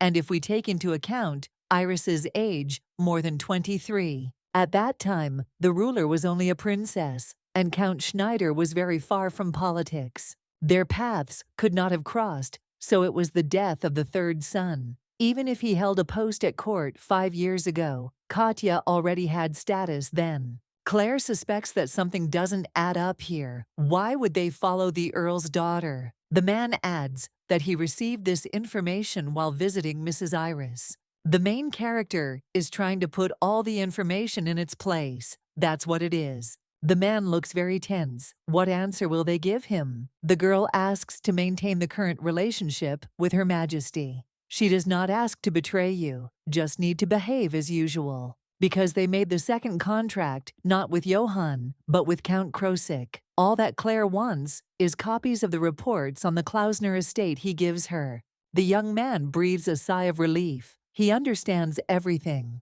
That's it. The conversation was finally over. The main character understands that he cannot be trusted, so she will have to bribe him. From the very beginning, she did not expect any loyalty. A spy can be lured with money, but not Johann. He will not be able to betray the Empress. The man standing next to him asks if it is necessary to use this person. He, of course, does not dare to interfere in the affairs of the lady, but wouldn't it be better to exclude the spy from the plan? This is the easiest way to scout out the situation. It is impossible to prevent surveillance of such a large family as the Klausners. If you get rid of Johann, another will appear. It is better to control information through the hands of an already known spy. It is economically advantageous since most people are controlled by him. So far, everything was fine. Louise hadn't gotten close to the secrets, and even if she had, she probably wouldn't be interested. At first, Claire suspected that Johann was using seduction to extract the data, but this was not the case. The Empress is not interested in the Klausners' money and business, but in politics. The most important thing in this matter is the right of inheritance and blood ties.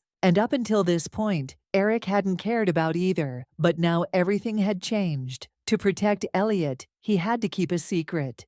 The girl hopes that nothing will happen. If only they thought of her as a happy Cinderella. In any case, the Baroness doesn't think there is any kind of communication network in the Lotus Palace. The idea of the Count's husband being persuaded to her side in order to spy on Iris is simply incomprehensible. Perhaps she lured the mother over to use the daughter. But there is still one question left as to why. At this time, Casey looks very closely at the lady. When she notices he apologizes, he was just a little stuck. The man thinks that the lady has jumped to conclusions about Iris based only on rumors. Previously, they said about their relationship between the Duke and the Count's daughter that they met before marriage. The main character looks surprised. It seems she hasn't heard anything about it. Casey apologizes and claims that it's just a false rumor. These two are simply enviable matches for marriage in social circles. Claire has a very evil smile. That's it. Erich came to visit his future bride. Since the light is on, she is probably still working. This girl is very contradictory. She said that she would live diligently, but it is not so. To live diligently means only to enjoy one's privileges like other nobles, and she is not that kind of person at all. Despite all the efforts of the nobility to maintain their position and status, the Duke has never met a more aristocratic person than Claire. If she decides to do something, she will never back down, regardless of whether it is her personal decision or obedience to orders. Although she abandoned her studies, it was only to hide her abilities from others. The talented girl was not even on the student rankings. She must have gotten low marks on purpose. Eric still decides to go inside, abruptly opening the door. There, he meets Gray. He was on point because a contract was required. His Duke tries to ignore him and move on. The main character asks why he came at such a late hour. He replies that she didn't even look into the house today, so he thought it was worth seeing her out. Didn't his servant come? I came. But frankly speaking, arranging a meeting via a note sent 20 or 30 minutes in advance is not the best idea. Meetings are scheduled at least a week in advance, and now was not the right time. If only there were phones in this world. Well, since he's already here, Claire still asks how his day went. After all, the process of becoming an heir to the illegitimate son is currently underway. The man replies that if someone wanted to start an argument with him, they would probably involve his mother and not distant relatives or servants. He extends his hand to help the Baroness stand up. Eric asks if she did a good job, but right now she is more concerned with the affairs of the Klausners than with Krozik and his ilk. The main character changed her facial expression. She seemed to be thinking. Here their eyes met, but no one dared to disturb the peace. They opened the doors, and there you can see stars and a dark, dark sky. When they came out, the man asked why the girl was angry. Even though the main character raised her voice, it's not like that at all. But the Duke is sure, and this is not just an assumption. What could have made her angry? Claire is just tired. That's why he thinks that. Today she only planned to finish discussing the terms of the contract, but she had to get pretty nervous. The girl finds it strange that he is silent. Does this mean the conversation is over? Judging by the Duke's face, it seems he's not even thinking of answering. But he can't pretend he's not involved. That's been enough for the last 5 years. The man stares at her and addresses her by name again.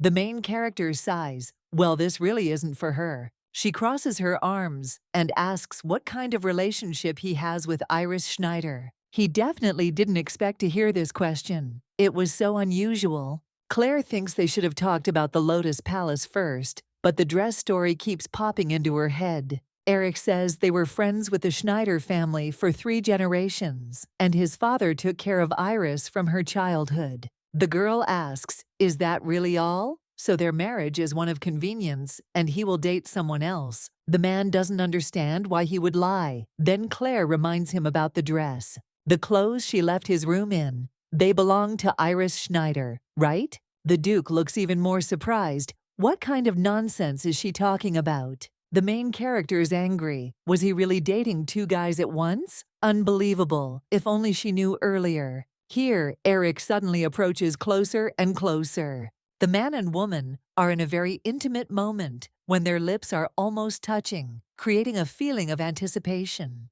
A kiss occurs, which creates a romantic atmosphere. Finally, the main character was able to breathe in air. She was actually angry. Then the Duke replies that she is so hot when she is angry. It seems he says this to annoy the Baroness. Why are they returning to that topic that morning? Eric asked Pavel to bring a dress. After all, he tore her clothes. But then you had to wake up at least an hour earlier. If she wanted to know where it came from, why didn't she ask? The man teases Claire. Is she really worried about how funny she looked in her sleep? He also asks not to worry that her jealousy may seem indecent. She is not the only one. Eric is not the kind of person who would start a relationship with a girl who is not married to him. The main character is shocked. How can he say such things to her face? Another kiss takes place. Only this time the Baroness initiates it. The carriage travels through an empty nighttime city, where the only source of light is the lanterns. We see Elliot. He is very unhappy about something. He thinks that his aunt is lost somewhere,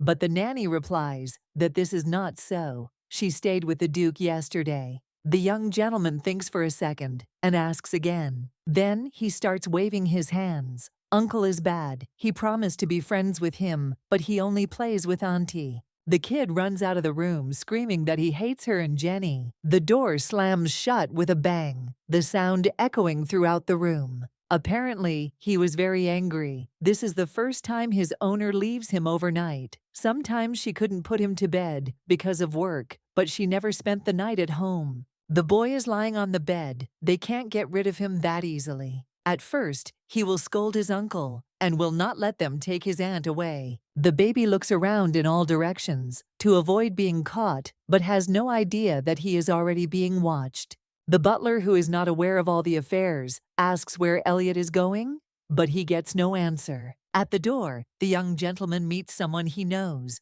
It's Roger. He's wondering where he's going in such a hurry. The little boy, with tears in his eyes, tells us that his aunt didn't come home yesterday. She went to his uncle's house and stayed there without him. Then the merchant, with a smile on his face, offers to take Elliot there anytime he wants. The boy's face shows joy. Finally, at least someone takes him seriously. They leave. The man has already formed a cunning plan. A child is the best way to interfere with adults. The main character and Eric go to the studio. It looks like the same situation happened as last time. There they are met by several ladies. Such a visit is a real honor for them. The Baroness thanks for the warm welcome, despite the sudden visit. They apologize to the other customers. For the sake of making clothes for the Baroness, any Rothenburg studio would be only too happy to close its doors. Claire doesn't really like it when someone has to endure inconvenience because of her. Last time was enough. The lady asks not to worry about it. As soon as she saw the Baroness in the newspaper, she was inspired, and she managed to create many masterpieces.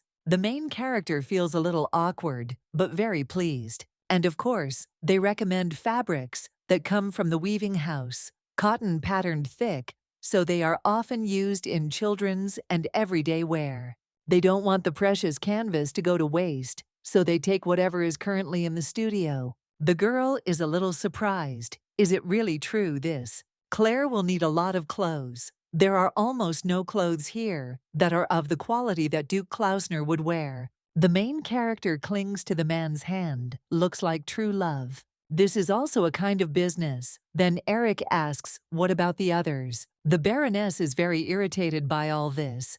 Who is spreading this rumor? She should have thought about this before arguing. The maid brings lemonade to some unknown person. A secret conversation is taking place at the table, apparently between nobles. The first is Duchess Amelia Moore, asking her opponent why he came here, even knowing that the visit would bring problems to some people. Second prince, Aaron knows it's not safe here. Only the Empress can rule, not him. If she knew, she might think it was a conspiracy. Last night, His Majesty dreamed of Jared again. He was 5 years old. He was walking with a girl, holding her hands, and promised to marry her. He hadn't seen this child for a long time, and before he often appeared in his dreams. Sometimes he even told stories, how he put on simple clothes and walked around the market with friends. He drank soda, gave girls glass jewelry. It was supposed to be a secret, but he met his beloved in an ordinary shop. She was so beautiful that it was hard to resist,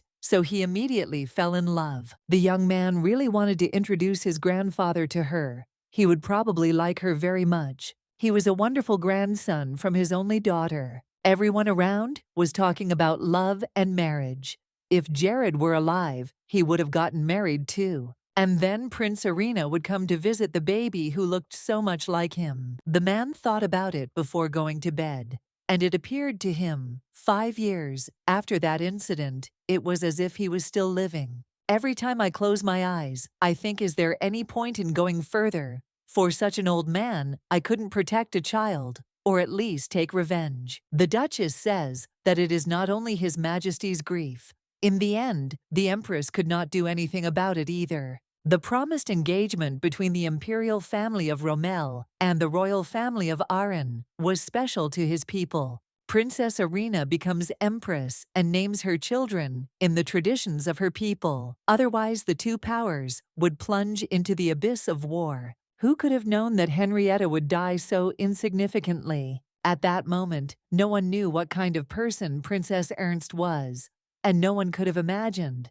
that Jared. The man is lost in his memories again. There was only one person left in the world who could understand him. But now, the future heir is no longer with them. It seemed that hell was only in his soul, but it turned out to be everything. If the king had known about this earlier, he would have simply killed everyone himself. Although the Empress has another child, a son, he is not Henrietta's child. Then a crazy smile was displayed on the face of the former ruler. Much time passed, the emperor then went mad, and Prince Arena could not do even that. We are shown Elliot looking thoughtful and confused. The kid wonders what if the aunt is not at the uncle's house. Maybe she came back home. Roger replies that it would be very offensive. Then he also suggests eating something tasty and making Claire worry. There is a very tasty soda here. The child breaks free and runs straight to that little shop. But without having calculated his abilities too much, he stumbles. But a moment later, the boy falls and starts crying. A lot of guards immediately ran out. This attracted the attention of visitors and of Form. At first, Prince Arena asked not to pay attention. Only a child fell. But then something suddenly changed in him. His gaze became more surprised. The man opened the red curtain, and the guards immediately stepped aside. He took the baby in his arms and named him Jared. How can they be so similar? Such similarity, but it's not him. Elliot asks Grandpa, "Who is he?" These words make Aaron blush. They called him Grandpa. Here Roger butts in, asking not to consider His Majesty rude. But this child is Mr. Elliot of Delford, and soon he must enter the Duchy of Klausner. Jared and Eric had different personalities, but they were very similar in appearance. The prince had heard the news that the duke had an illegitimate son. If it was indeed his child, it was no wonder that things had turned out this way. We see the main character. Now their goal is not the clothes, but the studio itself. The man asks, "What about delegating this task to others? She is not going to visit every studio in the capital, is she?" Claire was tired and lay down on the duke's lap. She liked shopping, of course, but not to that extent. Eric smiles, because he understands that the girl likes to spend money, but not to try it on. But he won't understand that, by the way, wearing a dress is 100 times more difficult than wearing a pantsuit. They need to stop at 2 more places to make sure the rumors have already spread. If they are going to brag, then they need to buy up the entire wardrobe. But the man replies that it won't bring her a good reputation. Is he already worried about that? Well, now they will rest a little, eat something, and go to the jewelry store. Eric thinks that this is some kind of nonsense because he can call to his home, but he still agrees. The main character is very happy. She had never been to an expensive jewelry store before. Claire asks to drop her off near the market. It's very close to the academy. They sell very tasty pies here. The Duke asks if she's serious. He's asking her to eat while standing on the street. The girl doesn't understand what the problem is. Isn't that completely normal? Then the man remembers the old days. He was still very surprised then. And also, one of his brothers liked to go out for walks secretly. The main character pretends to be stupid, which means he knew where you can get a tasty meal here. The girl says that this is the only way he will be able to taste the life of an ordinary person. Eric stops Claire and doesn't let her go out leaning against her. What if he doesn't want to? The main character tries to brush him off. She feels awkward.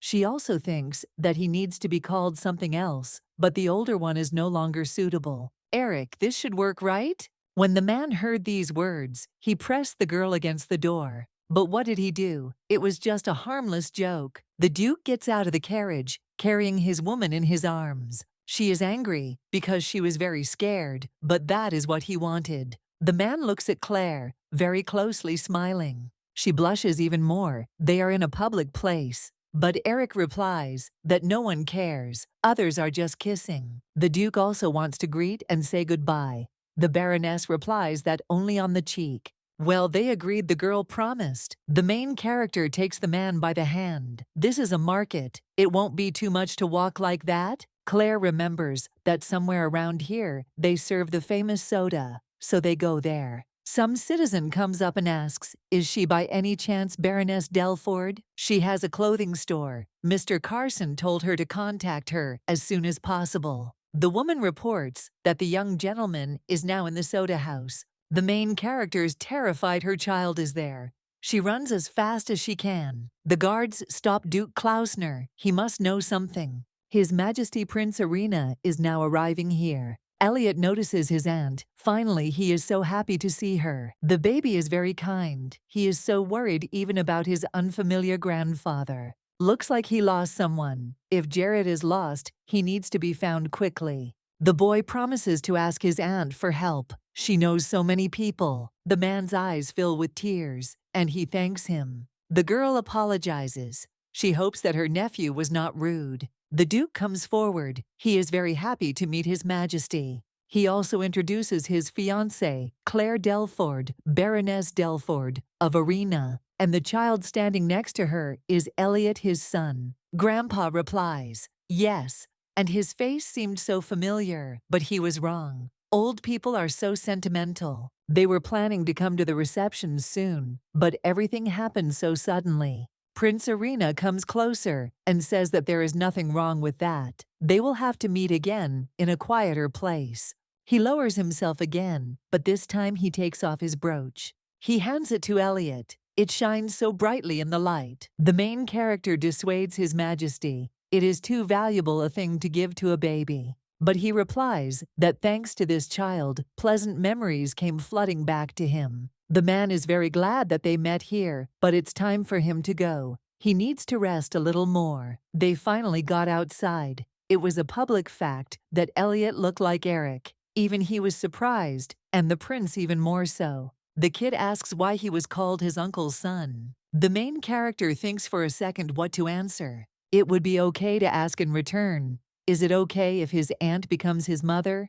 But she doesn't know if that's true. Claire was a small world for this child. An aunt is an aunt, and she cannot become a mother. The Baroness still decides to ask if he wants her to be the mother and the uncle to be the father. Elliot reluctantly agrees. What choice does he have? Then Roger runs up how good it is that the girl was nearby. The evil gaze of his parents is now directed at him. He could not even imagine that Prince Irina would come to such a place. Their initial task was to come here to leave their contacts with the shop owner. The girl agrees it really could come in handy. Roger approaches and whispers in the boy's ear, "Baroness, you'll get angry." So much had happened that he had forgotten, but after these words, he remembered everything. Elliot is screaming at the top of his lungs, "You're a bad auntie. She didn't come home yesterday." He was worried. He climbs into Claire's arms and says he doesn't want his uncle to be a dad. The baby looks at the man with a very angry face. Word is already out. The ladies are discussing a public proposal with a signet ring, but considering how the old duke took care of his second wife, it must be hereditary.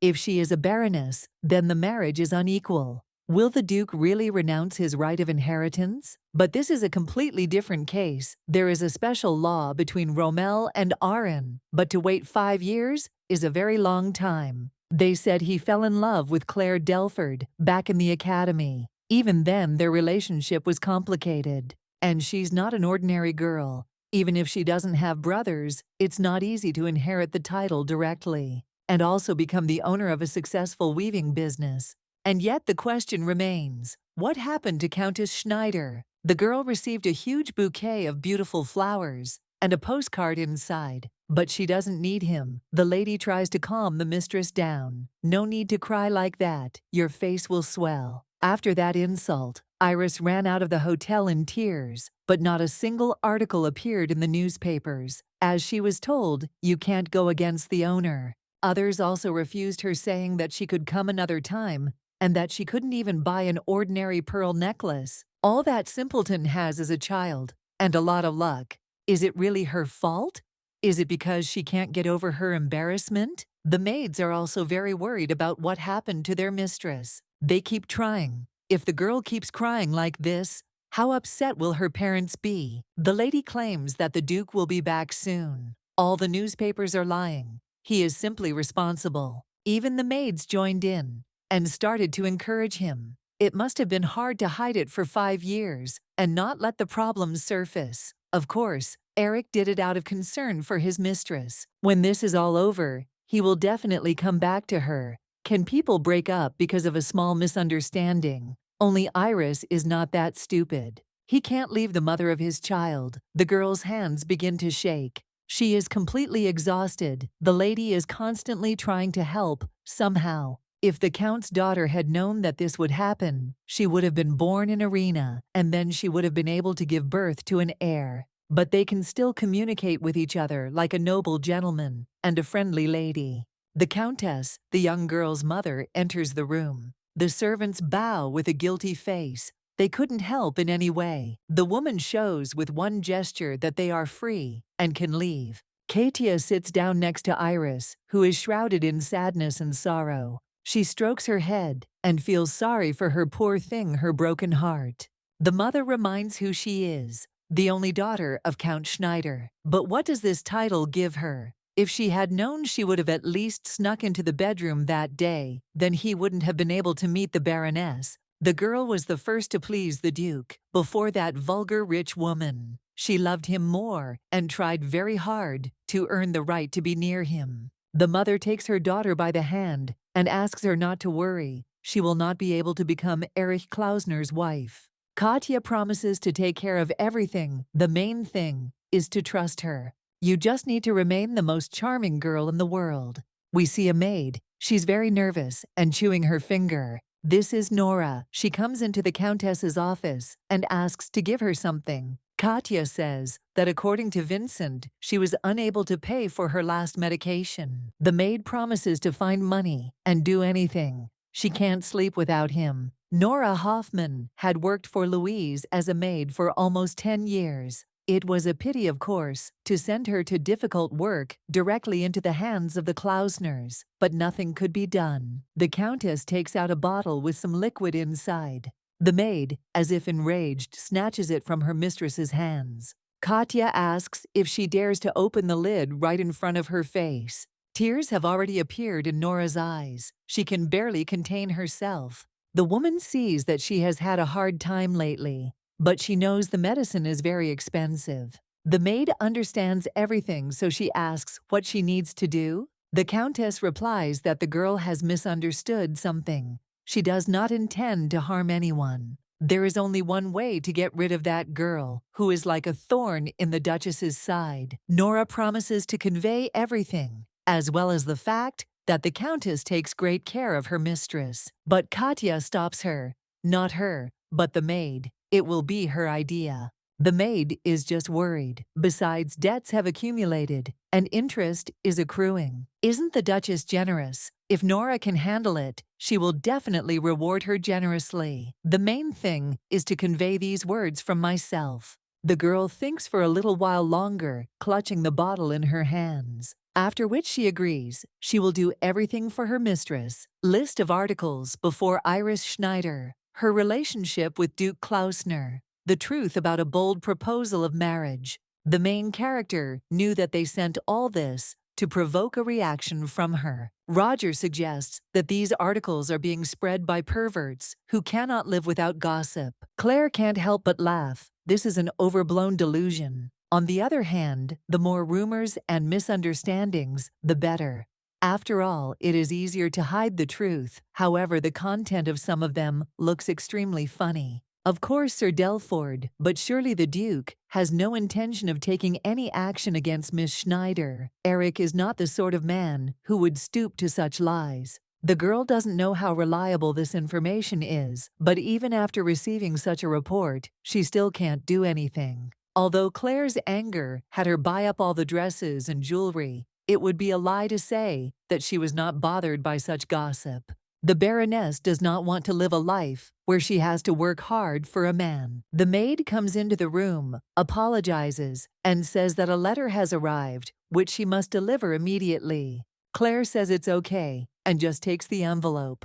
The main character carefully lifts the corner with scissors. It says the Duchess is acting suspiciously. You have to be careful what the Baroness drinks. Miss Schneider will be at the reception. Everything is as always. The girl wants to live peacefully, but there is total chaos around. If their side is going to make a fuss, they can't just sit back and do nothing. The main character rips her own clothes. She orders that the remaining fabric be removed completely, so that the dress is completely in line with the original version. Before this, it was decided that it had to be made closed, but plans changed. The seamstress promises to do everything as quickly as possible. The girl also asks Marta to bring the box with the key and the necklace. As far as she remembers a few days ago, they brought her a pearl one. Cornflower key. Claire is going to take it with her to the reception. There's no telling what might happen, so it's best to be prepared for any eventuality. Although, of course, it's better if she doesn't have to use it.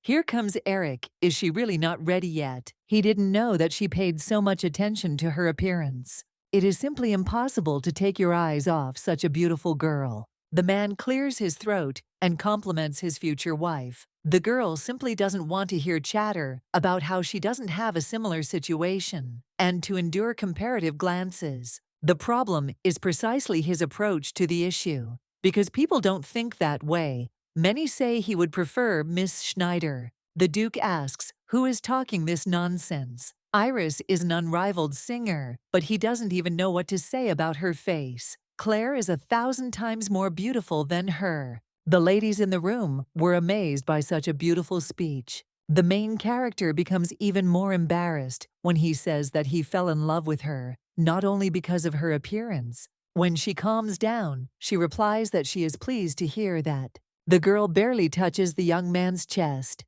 Indeed, their views converge in many respects. A man grabs a girl's hand and asks her not to make him look irresponsible. As he gets closer and closer, Claire stops him and says that kissing is forbidden. Her makeup must be flawless. The Duke does not listen. He replies that if necessary, he will correct it himself. Now it was time for the ball, and many noble persons had gathered there. The ladies don't understand why the orchestra isn't ready to play. Yet being late is not in the Klausner's style. Although his fiancée has not yet taken up housekeeping, and the Duchess does not like this engagement, so there is nothing to be done. We are talking about a baroness and also from Aran. But this is the Duke's decision, so don't blab whatever you want. Maybe he chose a beautiful lady in every sense. Uncle looks very angry again. They are talking about this village girl who only knows how to count money, but soon it will be over.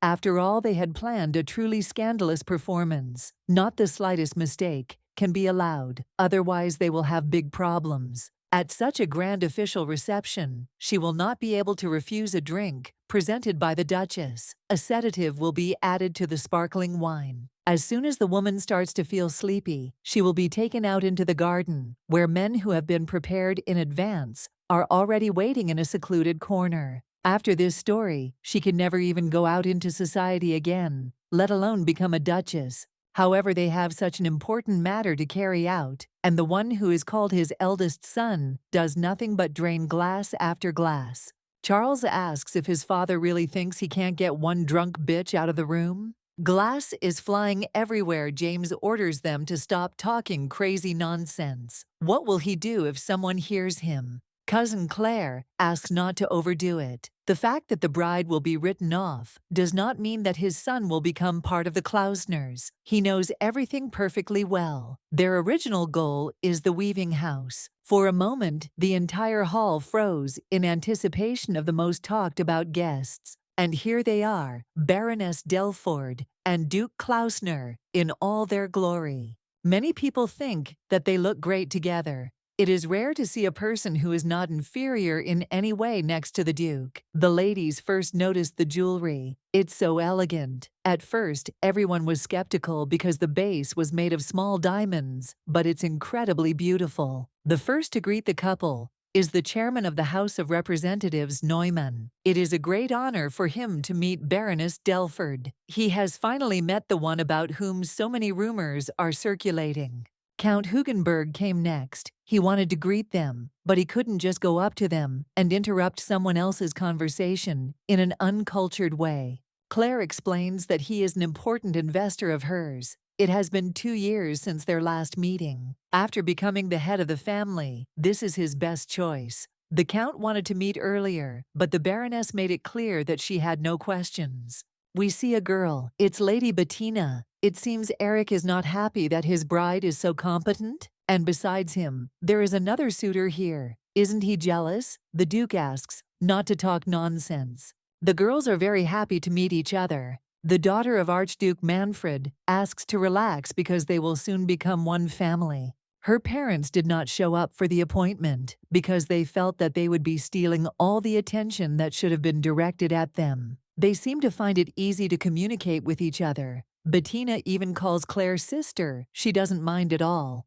The girl has recently been tormented by one question about her outfit today. This fabric has never been seen before. It is completely new and will soon be produced in the weaving house. It makes the dress look very airy. Eric says that they can talk about business later. Claire replies that friendship is usually born through conversations about common interests. At this point, the butler approaches Miss Schneider, but she stops him. Now all attention is on her. Everyone is very surprised. It is clear from the main character's face that she too did not expect such absurdity. Iris comes out into the hall with a very sad face. She has no jewelry at all, and she is dressed in the most ordinary clothes. Many people come up to her and ask her what happened to her. Why did she choose such an outfit? Is she unwell? The Count's daughter replies that no, nothing special. She just very concerned about Baroness Delford. The girl thought that she would not like it if she came in a luxurious outfit. She knows that it would have been better not to come at all. However, Iris feels that she should congratulate the two of them on their engagement. Claire is very annoyed. Is this bitch acting like this because she bought all the luxury dresses? Good acting.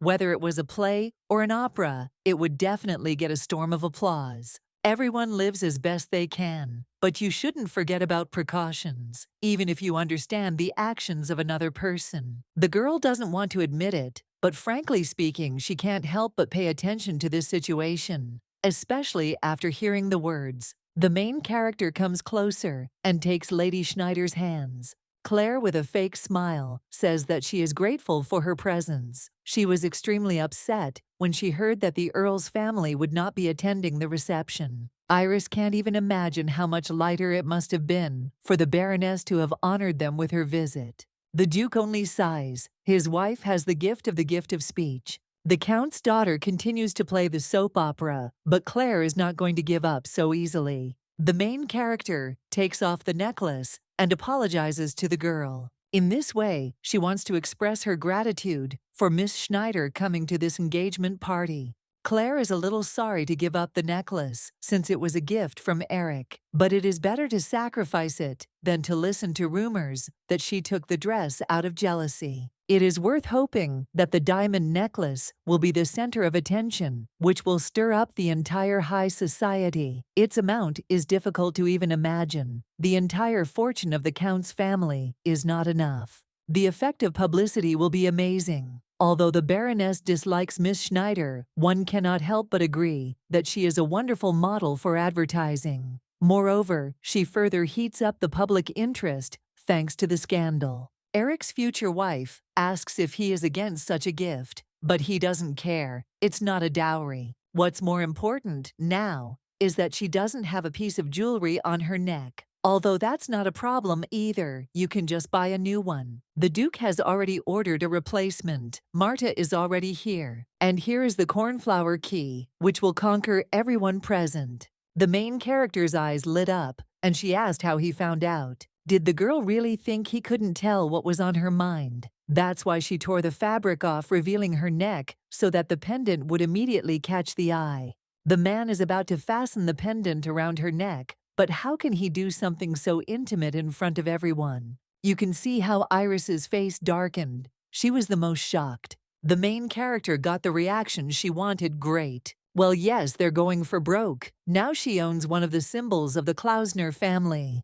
Vasilkovi Kliuk, so it's beyond imagination. All the ladies are jealous. It's so beautiful. The newlyweds' gazes are directed at each other. They enjoy such moments. The man extends his hand, and the main stage of the ball begins the dance. Even the music started playing at the right moment. Incredible. It seems like she needs to get used to something like this if Claire is going to marry him. The man's smile is so genuine. He has never felt so good. They create the world around themselves, and there is no one left who can stop them. The girl's gaze reflects gradually increasing love and pleasure. The Countess was right. Madame trusts Nora completely. That's why she gave her a bunch of gold coins as a reward. Once she finishes this business, she will get even more money and will be able to say goodbye to her job as a maid once and for all. Perhaps for starters, it is worth opening a sewing house for clothing repair. The butler notices the girl and asks what happened. She replies that she came to carry out the madam's order. If she can handle this, she'll live happily ever after. And here comes the Duchess. She is very irritated and keeps shouting, "Where did Maria go?" She is told that she went to get the tiara that the woman mentioned earlier. For Louise, her appearance has always been a source of pride. So on a day like today, she has to look perfect. Then she asks to bring a belt of gold. But the maid says that the mistress is beautiful enough now if there is too much jewelry. A loud bang is heard. If the Duchess said to bring it, then it must be done immediately. Nora also disappeared somewhere. She wanted to go away somewhere for a short while. A lady comes up and apologizes. She has been disappearing a lot lately. If she goes out for a couple of glasses of wine, that will add even more trouble. And here comes Maria. She apologizes for coming back so late. But she has urgent news. Marquis Belf, her elder brother, is looking for the lady. Now the Duchess's mood is even worse. He has some kind of problem.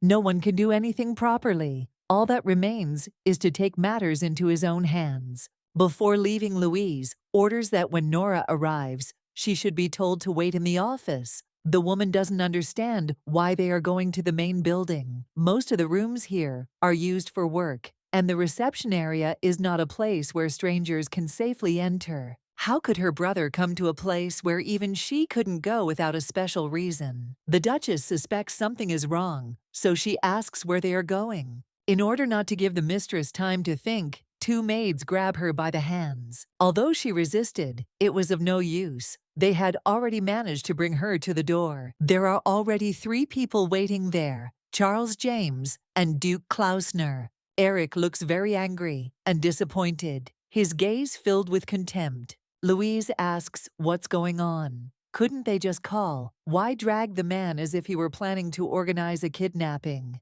But he simply did what the three of them intended to do to his bride.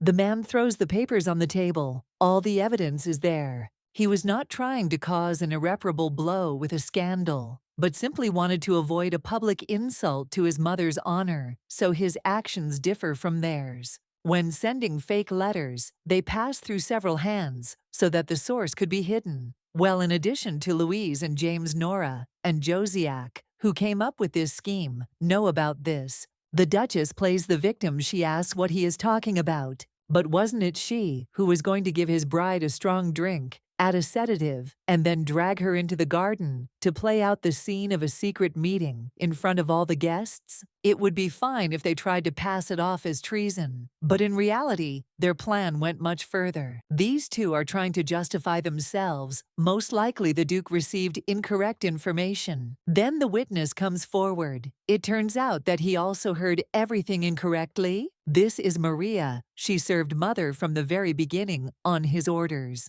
This leaves Louise in shock, as if her whole world has been shattered into tiny pieces. She certainly amazes Eric. Did she really think he would just leave her alone? He did it not to spy, but for protection. Even today, that was his intention. If their plan had been carried out, both she and the Marquise of Belf's family would have been wiped off the face of the earth. The man had already told her twice not to get involved with his future wife, but despite the warning, the woman was still planning something so insidious. Does Claire really look like a complete fool in their eyes, who would drag her lover into her fiancé's house in an attempt to prove the sincerity of her feelings? The Duchess doesn't understand why he believes her. He lived with her for much longer. After her husband's death, she relied on him, as she had previously on her late husband. Erich is the second person she loves more than anyone else in this world. He should treat his mother in exactly the same way. How can the Duke even trust a woman who gave herself to a man and gave birth to a child before marriage? The head of the Klausners changes his tone. He asks not to say anything more. Louise is hysterical. He must trust her, only her, not that bitch. This was the last straw. The Duke was truly disappointed. Although she often went too far, he did not limit her in any way in her actions, because deep down, he knew that his mother was proud of the Klausner line. Eric wanted her actions to always show that she was worthy of the name, but now they are vulgar and shameful. Therefore, from today onwards, Louise will be stripped of her title of the Klausner family. He is the head of the family, and his decision is the law that everyone must adhere to. Does she really mean nothing to Eric anymore? Does he really consider her a waste of space? Well, the man is not going to tolerate this any longer. He orders that the madam be taken to her chambers.